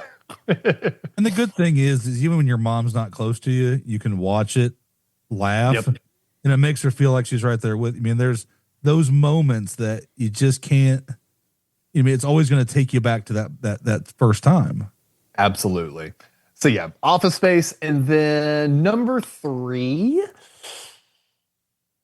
It's not a movie I've watched in years, but I just have to put it in my top 3 because it's the movie that kind of sent me down this ridiculous path to begin with. As I kind of look around my apartment, I have 1, 2, 3 things on the wall just in front of me relating to this person. And then my very first tattoo is basically in tribute to it. I guess number 3 would have to be Frankenstein.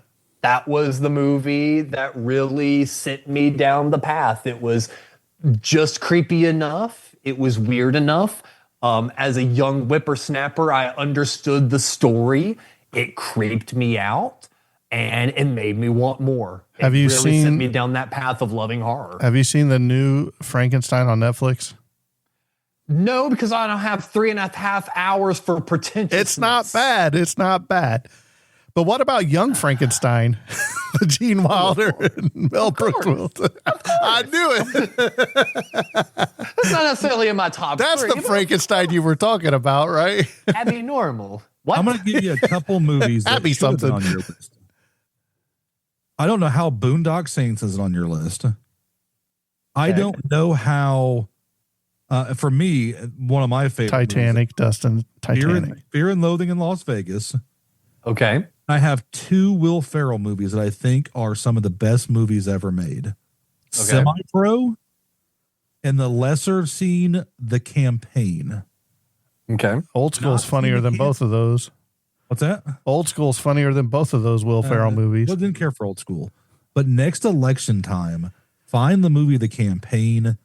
It is fantastic. It's just stupid, laugh at me shows, but you know, you got to kind of watch that stuff. But Semi-Pro is on the list because Jackie Moon is such an unserious character by Will Ferrell, but he thinks and he's really trying hard to be serious. So I like that.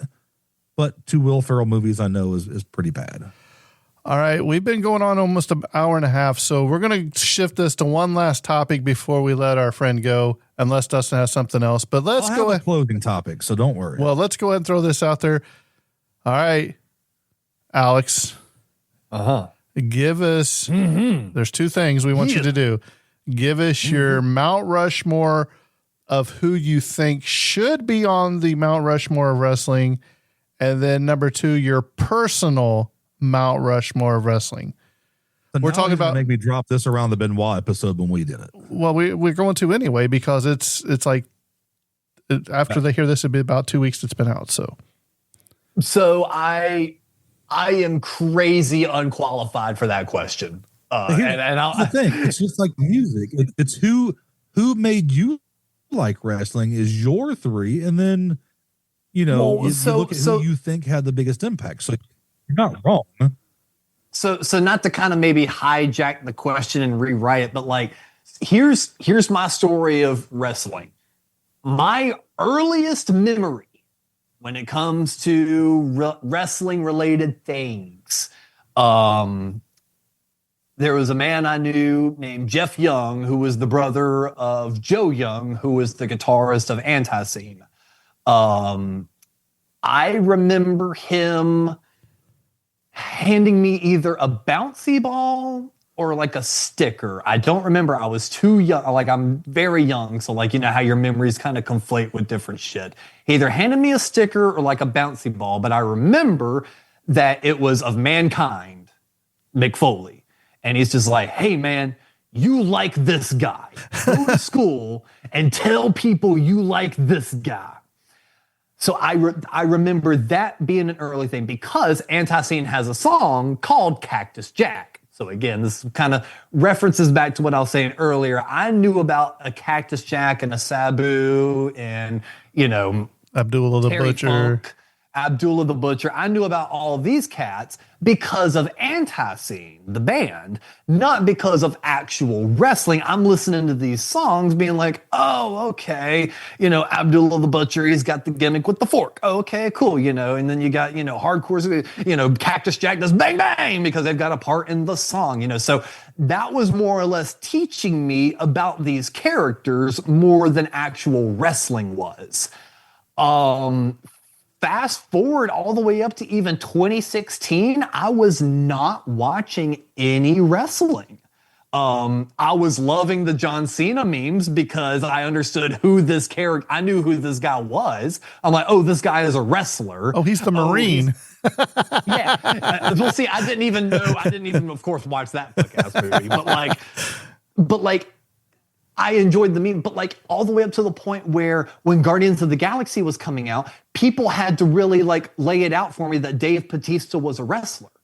That's how disconnected I really am from wrestling. So like, if you ask me my Mount Rushmore, I'm basically just pulling names of people I know.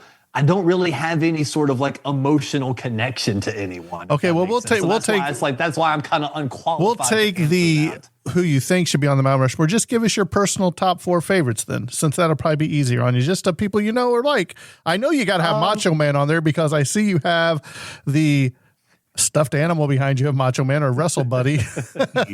Yeah.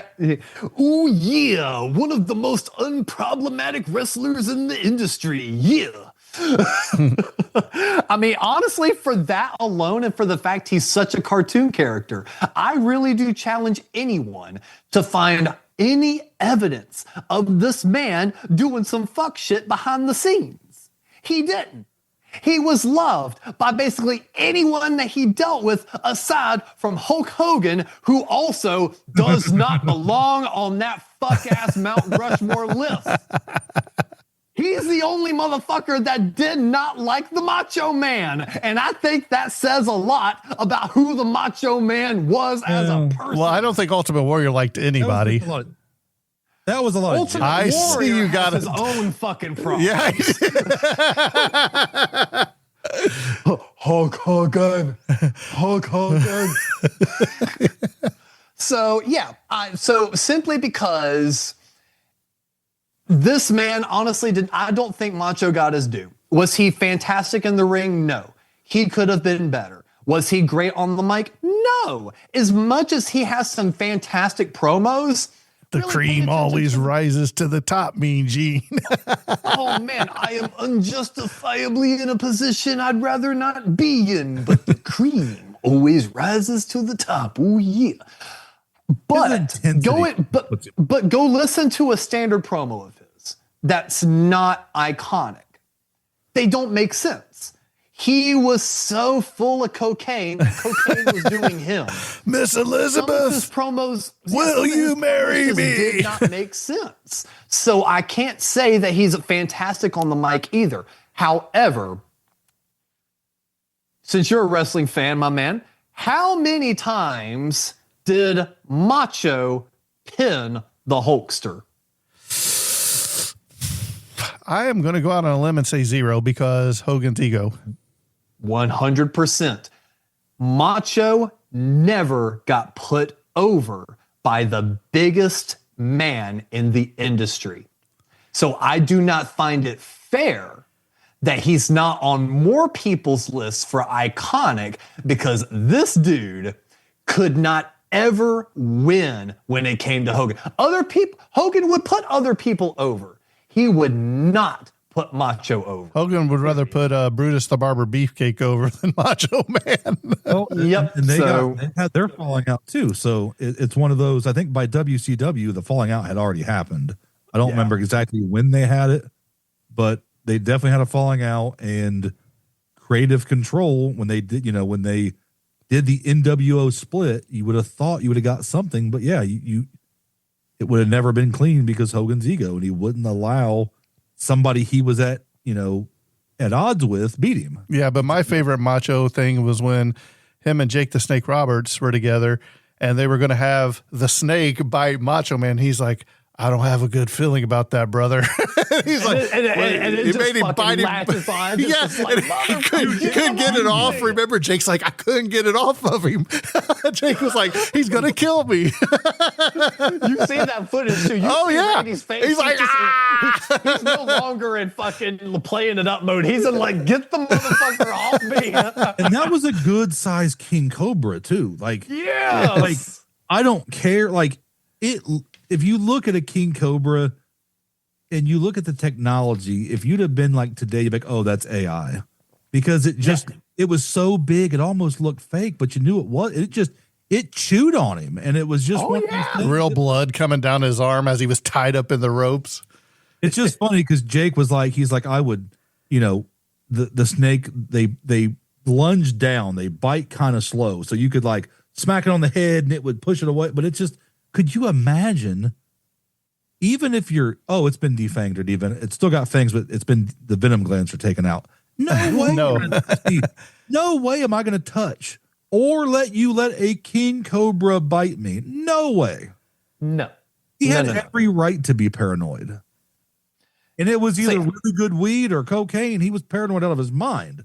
Oh yeah. Been too. But again, that really is like the only thing people have on him. Is like, oh, he bugged Miss Elizabeth's apartment. Yeah, that's what a whole lot of fucking drugs will do to your brain. You'll get really goddamn paranoid. Are we going to vilify him for that? Let's put him up against his contemporaries and let's judge their crimes versus his, which even my next guy that's going to be on the Mount Rushmore, he is not squeaky clean. It's not going to be Hulk Hogan because, again, no, fuck that dude. Because he's perfect. But, he's perfect. No, peel back the curtain. Sorry, somebody's car is going crazy out there. I hope that's not coming through. We don't care. We get stuff all the time. You heard me read the intro, so I wrote the introduction disclaimer, and I couldn't even read it right. So every time I read it, I read something different than what's on it. So if you listen to everybody else, that's the correct stuff. I mess it up every time. You can't. And Alex, just so you know, Macho Man was on my Mount Rushmore, but so was Hogan. Good so just for everything Hogan did for the industry, I had to put him on there. He may not be the nicest guy. His finisher may not be the best, but when he came on scene, dude, the toy market, the entertainment industry, it just exploded. It could have been this guy. Should have been that guy, probably. That's my argument. I need to could have done it too. I need to find Alex an old school Macho Man pillow pet. Or pillow brawling buddy, whatever. Brawler buddy, I got a Rock and John Cena and Sting one over here. Like I'm talking the old ones. Well, they got like the new ones that are pretty cool. There's a new Macho. Like there's a company that has actually partnered with WWE, and they do like a bunch of the boxer buddy whatevers, and they made like a Cody Rhodes and a Cena and a Rock and everything else. And they did a new Hogan, and it looks really cool. I almost got it, but it's one of those things where it's like I've got a couple Hogan things, but. Hogan, wow, Macho. Wow, look. Well, you're wearing the yellow and red, brother. Yeah, I know. It's for mega powers. Yeah. Mega powers. That's what it's for. Okay, so number 2 on the Mount Rushmore. I think this guy did just as much for the industry and doesn't get his flowers as much as he should, mainly because he's kind of a bumbling buffoon these days, doing things that he shouldn't be doing and attaching his name to way too many things and everything else. This man should have just went out with the sunset gracefully, but no, we gotta keep it up and keep it going. The Nature Boy Ric Flair. Oh, you're talking about his woo chews? Is that what you're talking about? Well, let's see. The woo chews, the woo energy, the woo wings. His cameos. And all the cameos that he's been doing. Don't get married. It's the worst thing you can do.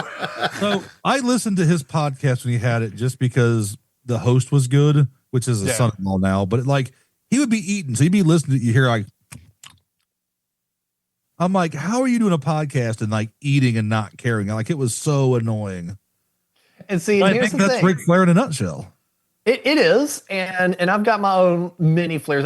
I never met the man, but one of my exes worked for Domino's, and we live in Charlotte, and our location was close enough to where it was in his delivery range, apparently. So, and so that Domino's had many a story of delivering him pizzas and not tipping, oddly enough.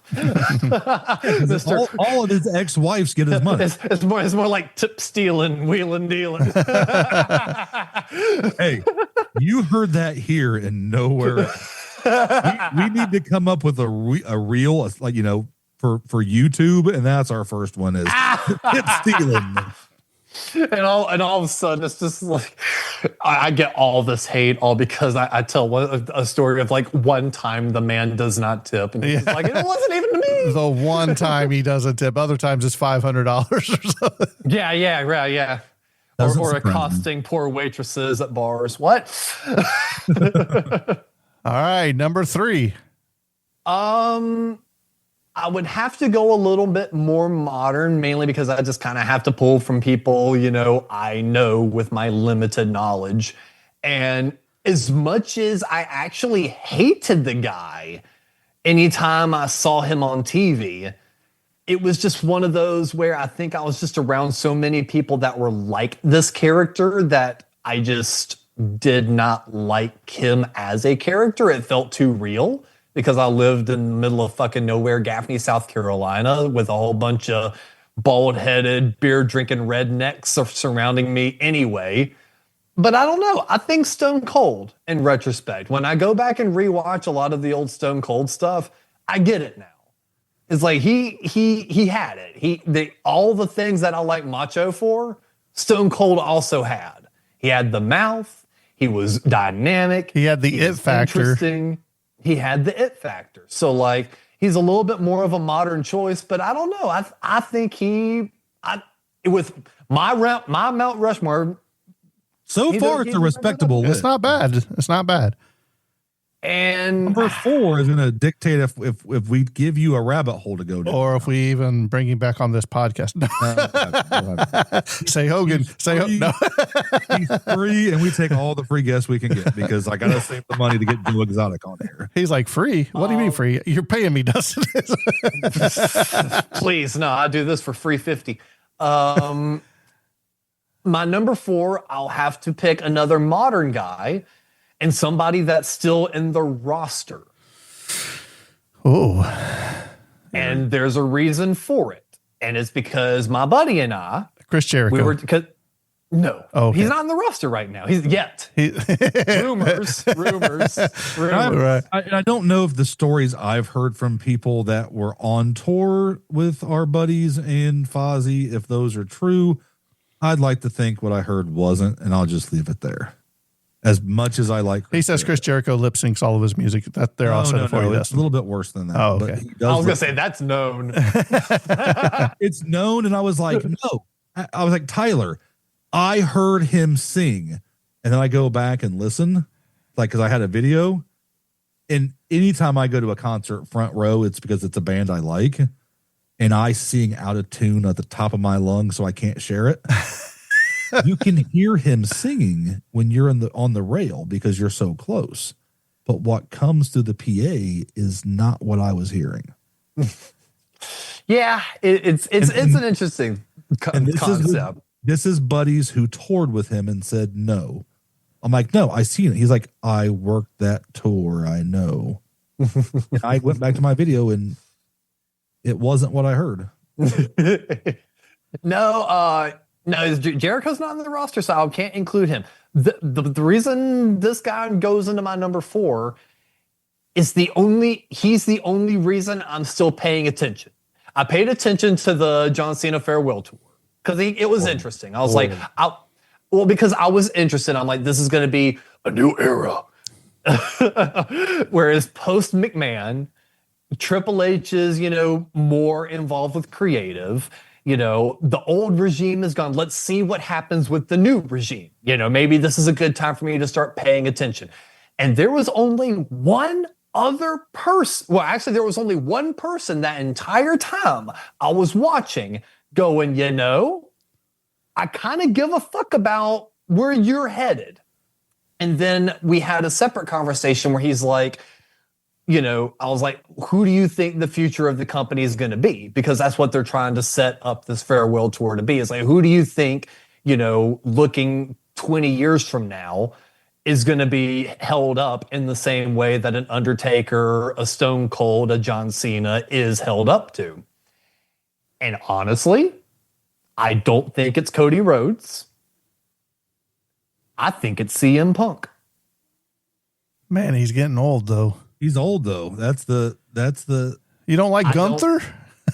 Here's the thing though. If he has you watching it and you want to see him, he's doing something right. It's not my care. Like I don't care for him. I watch him break. I just was never a fan. I never got him. But if he's drawing, well, see, I get him now. I didn't get him before either, especially watching the old stuff. I'm not an old CM Punk fan. I am this version of CM Punk fan. The cult of personality intro CM Punk. That's the guy that I like. If I have to pick somebody that I want to carry the company, I like Seth Rollins, but the guy that I like watching the most is Kevin Owens. He's hurt right now. I'm hoping he comes back at the Royal Rumble or at least by WrestleMania, but that guy is fun to listen to. His promos with Jericho and all that when they were doing the best friend stuff and all that. Some of the funniest stuff I've seen in years. And he can wrestle. Matter of fact, ask Dustin because we were at the Royal Rumble in Indianapolis last year where Dustin paid good money to see 4 matches. And one of them was Cody Rhodes versus Kevin Owens in a ladder match. And it was great. that was and also don't mistake me. I wasn't saying that I think CM's going to go for, or Punk's going to go for another 20 years. I was saying like in 20 years when we go back and look and be like, who were the all-stars of this era? I think it's going to be, and I think Punk's got another 10 years in his tank. I think of that. And 10 years, you could do a whole fucking lot in 10 years. And I don't know. I like where he's going. Cody bores me. The neck tattoo bothers me. Yeah, that's a little weird. It's wild, ain't it? I want to like Braun Breaker, but I don't think he has everything to be. He's going to be there, man. He is going to be there. He's going to be good. I just don't see it. Like you see the spark of potential, but you don't see it yet. I'll tell you somebody that I think is going to be here for a long time and probably a really good heel. But when he goes babyface, it's going to blow the roof. That's Dominic Mysterio. That guy is really talented. He comes from a generation of wrestlers. Him, and let's give our props to Logan Paul. Logan Paul does more in the ring than I ever would have gave him credit for. He is actually good in the ring. Let me comment on that. I have the biggest problem with Logan Paul's aspect in this. Because like you said, on one hand, god damn, even someone that is not schooled in this sport, I watch this motherfucker and I go, holy fuck, he's fucking great. This guy's good. If he can get me, someone that doesn't know jack shit about the sport, going, wow, he's actually good, then the kid's talented. You can't take that away from him. But he's a terrible human being. That's my problem. It's not a kayfabe problem. It's not because he's a heel and, oh, you don't like the heel. No, you could not like Macho. You could not like Hogan. You could not like Punk, but it wasn't because Punk was a horrible person. It wasn't because Macho was a horrible person. Logan gets his heat from being a genuine horrible person. He's not getting his heat from what he's doing in the ring. He's getting his heat because of his lawsuits, because of his energy drink and fucking prime hydration bullshit, for his crypto scams, and for all his other bullshit. He's getting heat from that, not what he's doing in the ring. So there's a fundamental problem with Logan Paul, and I don't think he's ever going to be as successful as he should be in the industry because he's not getting his heat or his credentials from the right spot. I don't think anyone within the company sees him getting props outside of the locker room. I think only within the locker room is he respected. Everywhere else, I don't see a genuine fan of Logan Paul. I see genuine fans of WWE that give their nod to Logan Paul. But I don't see any, man, Logan Paul is my dude in WWE. Well, just this past week, he helped save CM Punk. Just letting you know. So, yes. And now you're really going to like it. No, I watched WWE Unreal. I know how this works. And I'm going to say Alex isn't. I don't care. I don't have to like a storyline to like a character. I don't have to like your tag team partner.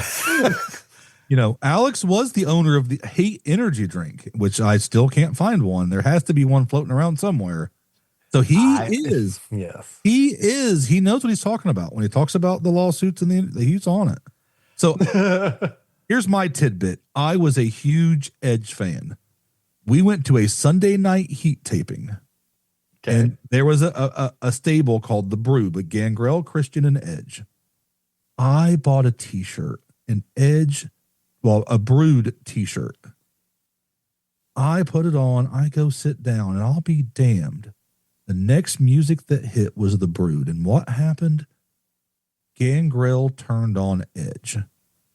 I was an Edge fan from that point even on. And then they turned him heel into the Rated R superstar. Hated him.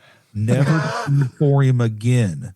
But that's the mark of a great wrestler, is that they can make you love them and then they switch it and you hate them. Mm-hmm. But he earned that within the ring. Yes.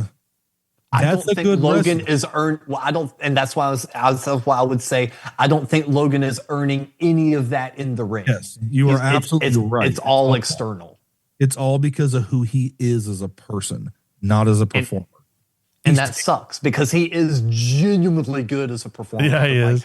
I can't stand behind him because I've paid attention. I knew about the Paul brothers during the Suicide Force. Right. That's what really was bad.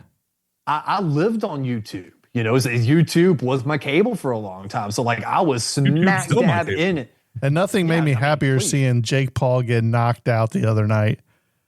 Oh yeah, that was beautiful. Greatest ever. Beautiful. Oh God. That face, like that terrified, like Yeah, broke his jaw. He knew it was coming to two places. You know what they should have done with Paul was put a mask on him and don't say who he is. that would have been interesting. You put a mask on him, you don't know it. You put something, make him get a tattoo, something that you don't know him to have. El Grande Prime Americano. Exactly. He's too cocky. He would have had to. He has to speak. He has to be in the spotlight. He comes down the ring with a mask, but he's wearing $1 million Charizard card around his neck. You're gonna know it's him. Oh, but like you kayfabe it. You make him do it, and then when you pull the mask, it draws so much heat, and then you can. That would have been a natural progression to hate, but he's a piece of crap human being, and I just, and I'm getting to the point where music, movies, like.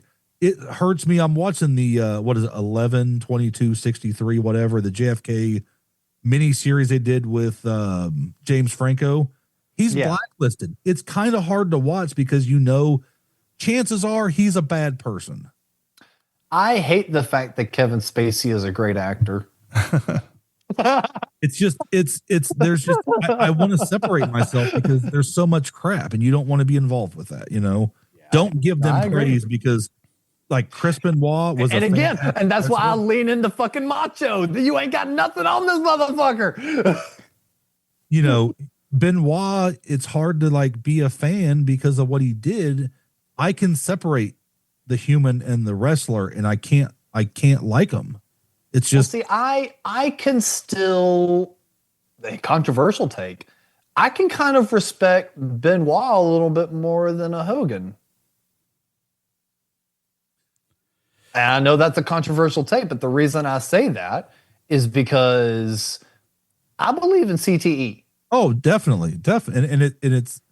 And it's really hard for me to vilify someone that did something that they weren't mentally in control over. All I'm saying is I heard that Hulk Hogan helped Metallica write some songs, right? Ain't that what he said? Whereas Hogan has no fucking excuse for all his bullshit. Because we know he never took a chair shot to the head. I'm not a fan of Metallica. I was at Louder Than Life and listened to like 2 songs and left. Like, oh, they're playing the Black Album. I'm like, hey, let's beat traffic because I'm not a Metallica. I seen them play 1 song. Let's get out of here. All right, Dustin, you going to start wrapping this up? All right. So I just want to thank Alex for coming on. Of course. Thank you for letting me ramble. Like I said, he's one of the people that helped push me forward with this. So forever grateful. You know what I mean? It's crazy how these small niches, groups of people open up the door to so many good people. And podcast and the music, which is odd that music does it, has opened a lot of doors to people. And they know that the podcast origin stories and the doors that the podcast world has opened up for us. But thank you. I want to have you and Morrison on again. You guys are always welcome. Oh, yeah. And hopefully we'll do it as a dual thing. I'm trying to find a car in North Carolina so I can maybe bring some stuff and just hang out with you guys one night. And we will have you back for. Do you want to? If that's the case, then we're going to bring you along for an episode of the Couch Potatoes on tour, and we'll take you around to some of our favorite retro shops. Let you meet Brad over at Crazy Cool Collectibles. Well, here's the thing: I should have the money, not inside baseball. We're recording this early, so not this weekend, but the following. I'm hoping to do something, so it's going to be soon. But I have to see. I'll have to look keep at me Hendrick, updated. but we'll have to keep you updated. And But, we will have you back for the collaboration with us with, do you want to do the Avery? Is that what you want to do? Yeah, Making a Murderer is probably the one I'm Okay. a little bit more. No, that's like the last thing I really did a deep dive on. All right, well, we'll I'll set do a that little up. bit of brushing up. Yeah, I'll have to dive into it a little bit. I haven't watched that in a long time, and I need to watch like the sequel thing that came out after it. Because the other lady's like, Yeah, they didn't that show was you all. interesting. They didn't show you all this stuff. See, season 2, I love it. It's basically Mythbusters. Right. You'll see what I mean. they basically structure each episode like a Mythbusters episode. Could they have done this? Well, we're going to run tests. here, when we watched Tiger King, we thought everything that happened was gospel. And I think more stuff's coming out on that Yeah. there was a lot of dirt and stuff on that. So I think Netflix may give us some topics. But I've got one last question for you, Alex. All right. What the hell have you been listening to? Oh, shit. Cue the music. No, he's going to tell me what he's been listening to. Don't Oh, you said play the music. no. What the hell has he been listening to? I don't know. Well, this is Alex playing. I figured we'd go ahead and cue this music for him. Well, I'm going to let it play through already so Alex can get his thoughts back together. And then we'll play it again at the outro. You said cue the music, Dustin. I said, what the hell have you been listening to? That's the outro for his show. And what did you say? You said cue the music. So I cued the music. You did say cue the music. Thank you. Well, I meant cue the music for like his little intro. Okay. Now you explained yourself. Go ahead, Alex. I'm sorry. Oh, that's great. No, you caught me off guard with that one. Damn, dude. Yes, I pulled a Jimbo. He's always full of this shit. Here, let me make it genuine. Let me pull up my Spotify here because know I have been Jimbo, listening his- to a bunch of random shit. I think he's like the stuff that he's listened to, and I've been in the truck with him. Just it baffles me. A guy in his 60s still listens to like Bowling for Soup and Red Shirt Apparatus. Or something. Madonna, way before Nirvana, there was you two in Blondie. Music still on MTV. All right, hurry up, load up. I have not clicked Spotify on my iPad in a minute. I'm gonna just throw out what I've been listening to. Yeah, go ahead. I've taken a break from Like Machines because it's been like a 10-year, like you listen to them all the time, but I've taken a break from them. I've been listening to a lot of Bad Flower. I don't know what it is. It's kind of bubblegum punk, but I don't know. They seem like good guys. They write their own music. And for me, people who write their own music, that stuff hits way harder than somebody who's buying a song. And in today's music industry, that's kind of lost. Other than that, it's podcast. You know, I listen to other things to get inspiration. Make sure that I'm when I do a topic, it's far enough away from what other people are doing and trying to put my spin to make sure I'm not too cookie cutter. But I'm going to put out one podcast I've been listening to, American Criminal. They do mini series. It's Jeremy Schwartz. You've heard do a lot of voiceover work that hosts it. They did all kinds of great cases, 4, 5, 6 parts, done really well. A podcast Alex may like if he has not listened to it. It is music and true crime mixed together. Disgraceland. If you've not listened to Disgraceland, I've heard of it. Yeah. go back and listen because there's I think there's some Ramones episodes. There's some Misfits. There's Johnny Cash, Johnny Paycheck. You've got, a lot of people you never heard of too, but it's a really well done podcast. Hell yeah. I mean, honestly, when I had to pull up, so I've got a Spotify playlist that I call "This Is My Brand," where it's like every time I hear a song I like, I just fucking throw it in there. And a random song I have to throw out, folks got to look it up. "Get Dancing" by Discotheques and the Sexolettes. And if anyone likes Simpsons and knows any deep cut things, this song had a feature on one of the episodes. They didn't, of course, call them Discotheques and the Sexolettes. They called them like the Happy Boys Bunch or something like that. But there's a scene where Homer's like dancing in his car and like flashing the fucking lights and the headlights to the song, and it's just a good little scene. And also a song by the Hooters, "And We Danced." That came up in a shuffle on my work playlist the other day, and I was just like, I've never heard this fucking song, but it's like really cool. It's like a power pop 80s tune. So the Hooters don't seem to have anything else good in their catalog. They were like a one-hit wonder band. I did a little deep dive. I don't like anything else that I heard from these guys except for And We Danced. All right, Dustin, here's what I've been listening to. Are you ready? Yeah. Mrs. Robinson, Simon and Garfunkel. We got I Just Died in Your Arms Tonight by the Cutting Crew, and Duran Duran, Hungry Like a Wolf. Now, come at me, bro. I'm just gonna say I can't. Well, why Hungry Like the Wolf and not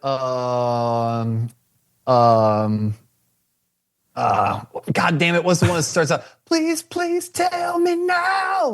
It just was like on the 80s list I was listening to. That's why, probably. I was going to say, don't fucks with me and Duran Duran. I'll go 1-to-1 with you. And We Didn't Start the Fire by Billy Joel. I want to make one for the Dark Discoveries podcast to just break it all down from me, Jackie, and Dustin going on, and maybe the guests we've had on, and just break down the We Didn't Start the Fire. We're working on that, though. Like I said, I think tonight opened up a little bit of a chance for us to do something different on a more semi-regular basis. But if I'm going to have to give you a song, I just told you a band. But Paul Cathan, I think is how you say his last name. Go listen to Cocaine Country Dancing. Big Villain. Okay.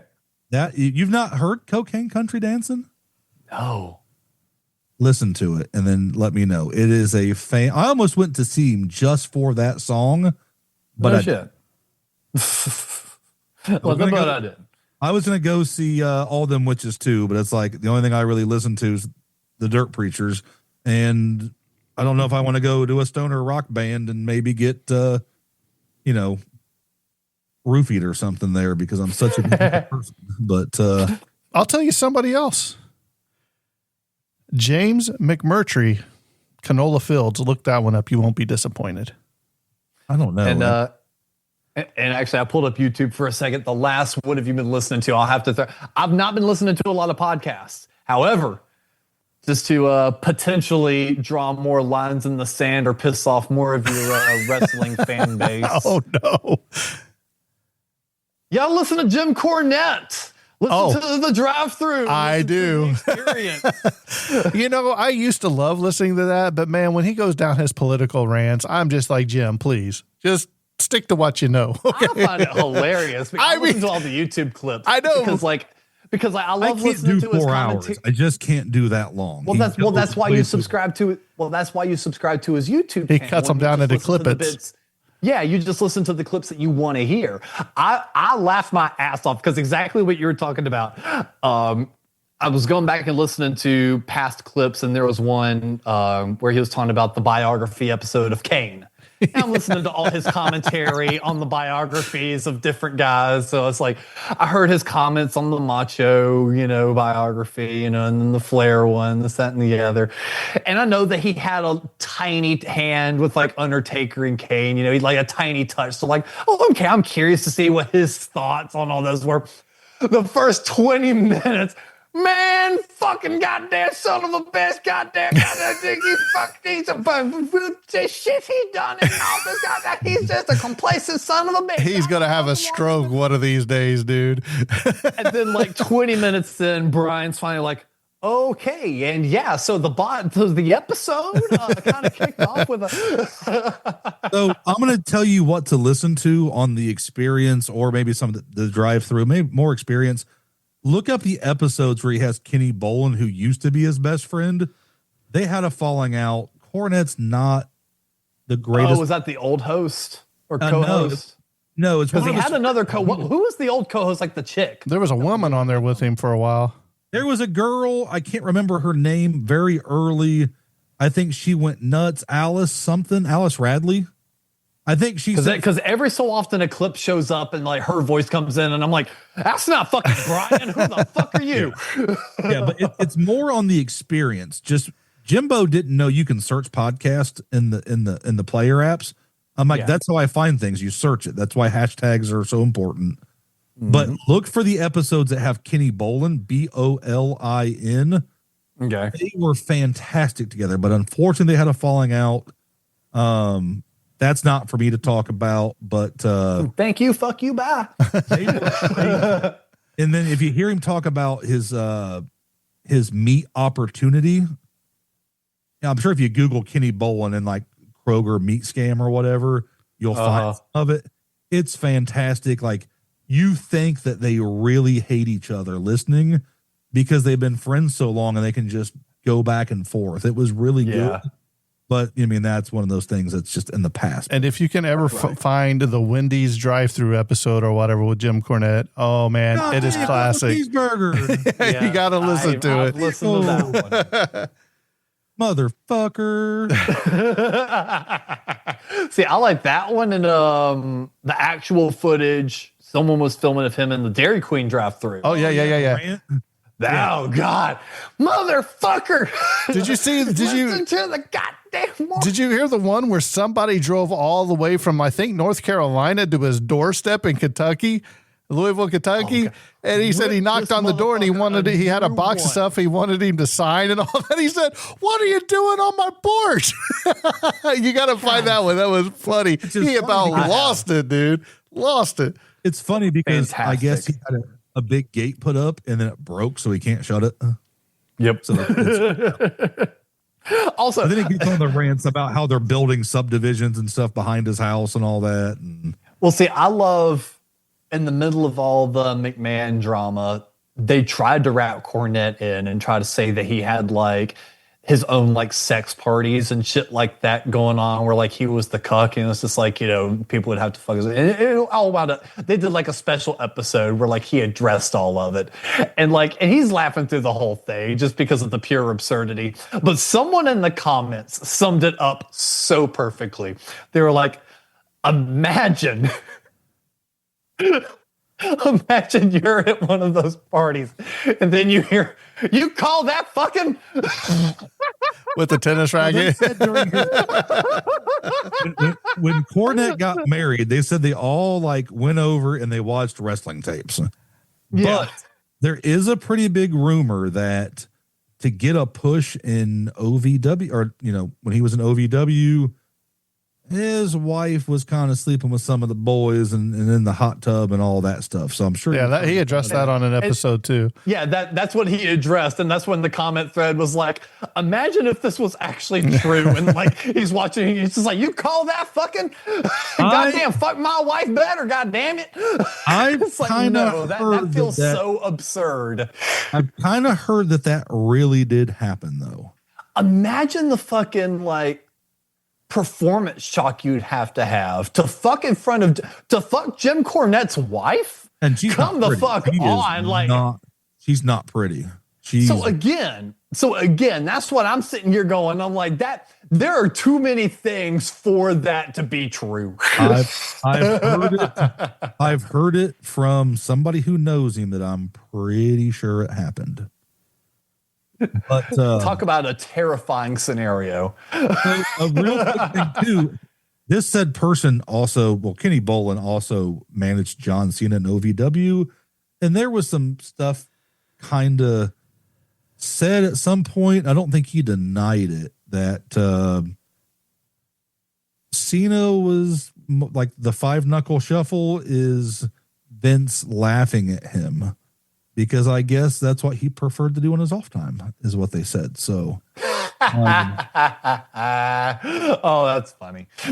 you just got to dive into some of this stuff. And like I said, it's, you know, there's a lot of things and, you know, you don't know what's true and what's not, but, Yeah. The views expressed by Alex Stiff and Dustin Anderson do not necessarily represent those of Jimbo. Just remember that when you send your cease and desist letters. Do what? Not yet. I have not. I had a special disclaimer for more like the thoughts and comments of Christopher Morrison do not reflect the Dark Discoveries podcast. Look, there's a reason why we had to train Morrison on Patreon first. I didn't have that luxury to train Dustin on Patreon first. He came over he drove an hour to my house. We had it all planned out. We get down here And dude, we tried to record and whatever we did, it just didn't work. And I said, it's a wash, dude. We can't get nothing recorded tonight. He was like, The first few times you have a mic in your face, it's hard. It's in your way. You're trying to get used to it. Are you close enough? You just got to figure it out. And we did. yeah. But I like John Cena so much. My meta glasses, the voice of my meta glasses is John Cena because he's one of the best option. And because I think it's funny because I have to see through my glasses. And you kind of look like Bubba Ray Dudley. Try to think of Davon, get the tables. I gotta get some tape. So you were a Cena fan? Not really. Yeah, he was. Okay. I enjoyed what he did in the early days, but when you go back and look, every John Cena match, just like Dean Ambrose, every John Cena match is the same. And it's not that good. And this whole retirement run was dog shit.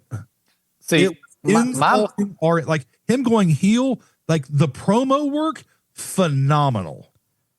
All right, we have come full circle, fellas. Land the plane, Dustin. Land the plane.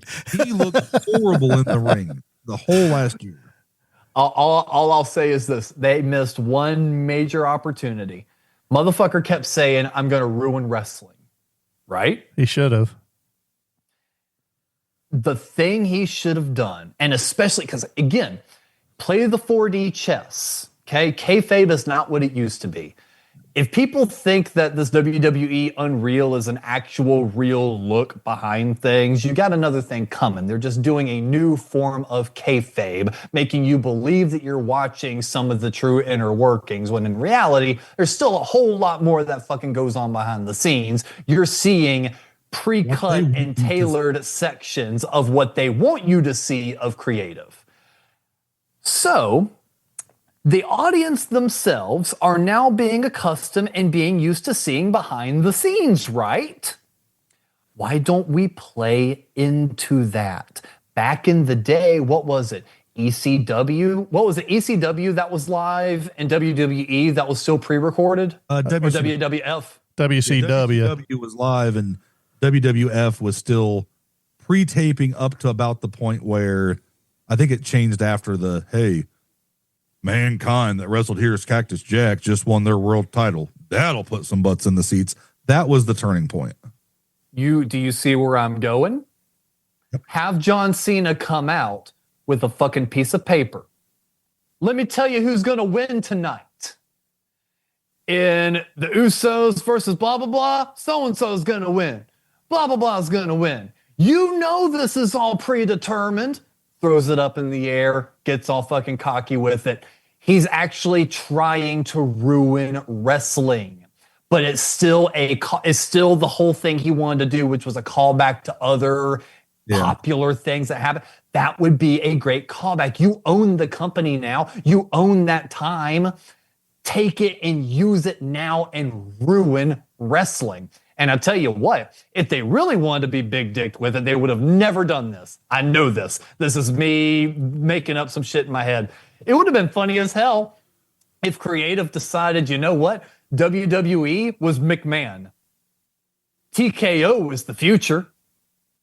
Let's have John Cena leave with the fucking belt. Oh, yeah. And now Triple H has to be like, well, I guess the new title's going to be this, and it's the new TKO champion. And they start kind of abandoning WWE. That would have been insane. That would have ruined wrestling. But nope.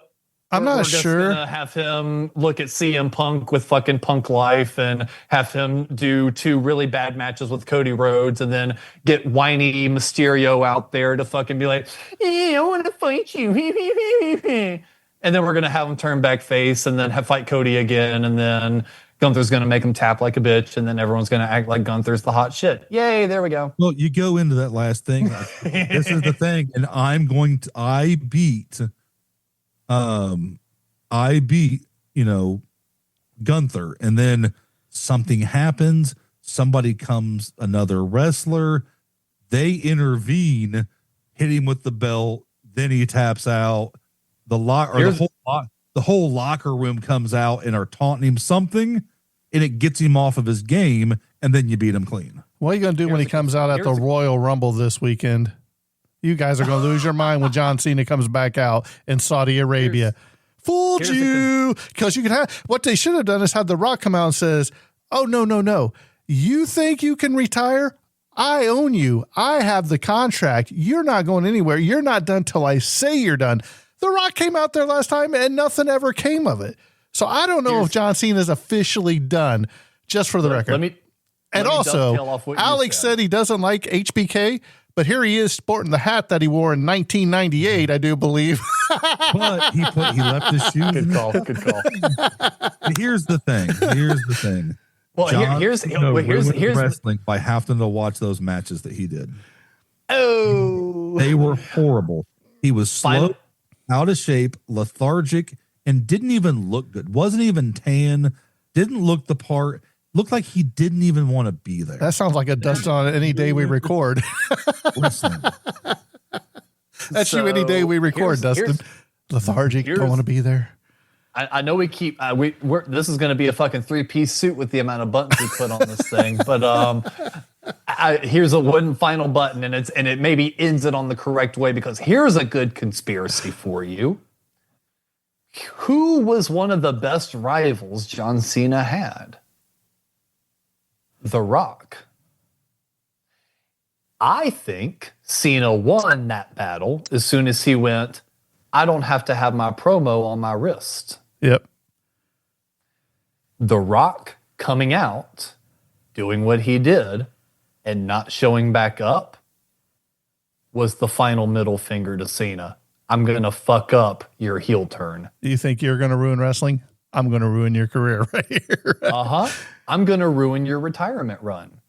Because motherfucker sent in a Zoom call to his last match. He couldn't have even been bothered to show up to the building for his last match. I think there is a deep-rooted animosity between Dwayne and John. And I think my own conspiracy is that Dwayne did all of that to set Cena up and then intentionally dipped and left him hanging to see what happened. That's why I don't know if it's over. I think it is. Well, no, I think that is over. I don't think there's an additional thing of like, hey, I've got to bring Cena back. Until Saudi Arabia goes, here's $50 billion to bring John Cena over here this weekend. Okay. You forget John Cena knows Chinese. He's indebted to that nation. I do genuinely believe when it comes to matches, Cena's done. Are we going to see Cena on TV? Abso-fucking-lutely. General manager, can you imagine? Dude, yes. He's going to manage. He's going to do something. He's going to be part of the universe still.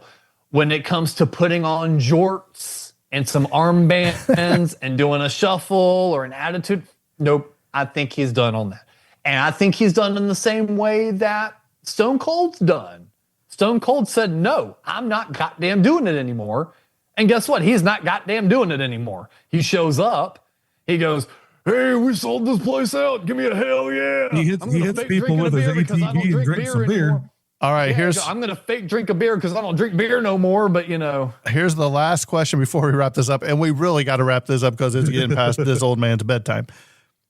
If John Cena comes back as Raw general manager, what one superstar do you think could be the antagonist to John Cena as Stone Cold was to Vince McMahon? Who would you give that push to be the good bad guy, if you will?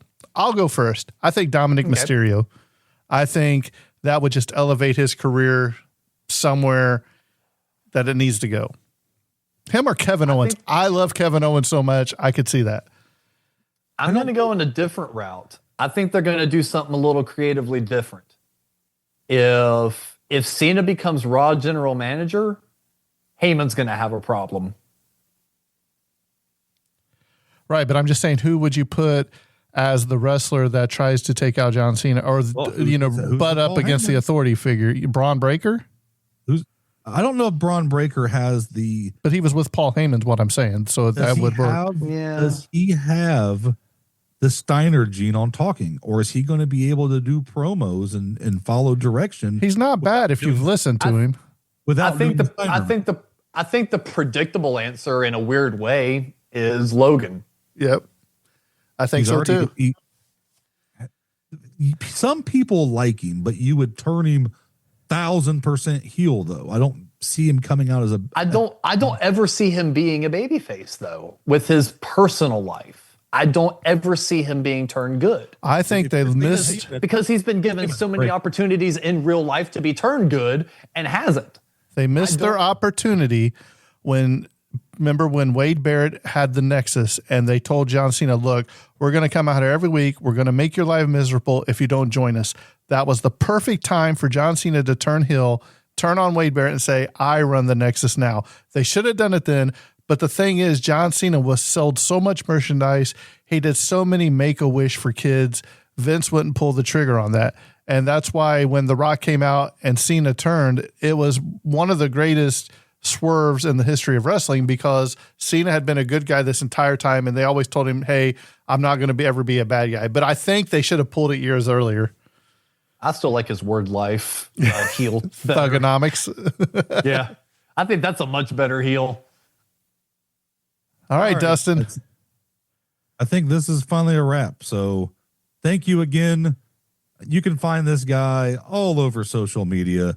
If you need some. Don't harass me for my wrestling comments. I already said at the very beginning of this, I am unqualified to make any of the comments I'm about to make. He is qualified. You can come at me. You can come at me for my music choices, though. I'll fight you on that. Yeah, because Kiss isn't very good. He is the perfect person for your graphic design, for your music work, for video work. So if you got a podcast, a band, some merch you need designed, shoot him a message. stiffmedia@gmail.com, I believe is what it is. AlexStiffMedia@gmail.com. Alex Stiff, sorry. And don't worry, he'll respond. He just might be 20 minutes late with it. No, and the thing is like you also got to really make sure because I found this out recently, as of like literally 2 days ago. I found this out. If you Google Stiff Media, another company has kind of beaten me to the punch in the past 2 years. I'm afraid to Google Stiff Media. Yeah. I better have safe search on. I think it's the same thing when you search, you have to search Dick'sSportingGoods.com. Damn, that's why I couldn't find their information. So be very careful, but like you can find them on. But that's a new thing. So I'm actually seriously like I discovered that 2 days ago. They're new. I was around first. They're new. There is, but they've already attacked the SEO. Dun dun dun. Yeah. There is also another podcast that is the Couch Potatoes that popped up after him. Look for the Couch Potatoes that depicts Beavis and Butthead on the couch. That's the right. There you go. Yep, that's the one. But Alex, thank you again for coming and hanging out with us. Of course. Think you may have to do some wrestling watch-alongs or some stuff because I like your take. It's fresh. It's different. Not your typical fan. And I think he's on. Yeah. I said CM Punk's on my Mount Rushmore. I don't think you're going to get a lot of people saying that. So, well, wait till you hear mine, and I'm going to get chastised for it. But that's my personal Mount Rushmore. Chris Jericho, Rey Mysterio, Scott Hall, and I don't remember who my fourth one I said because probably Big Vito. All right, man. It's what makes you like it. So, absolutely. Did you tell me to cue the music, Dustin?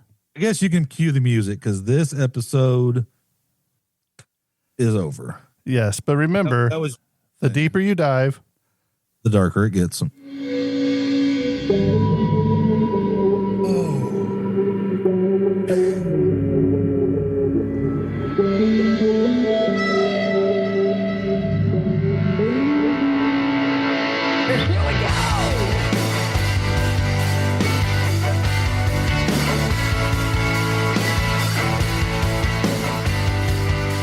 Pass the Tylenol.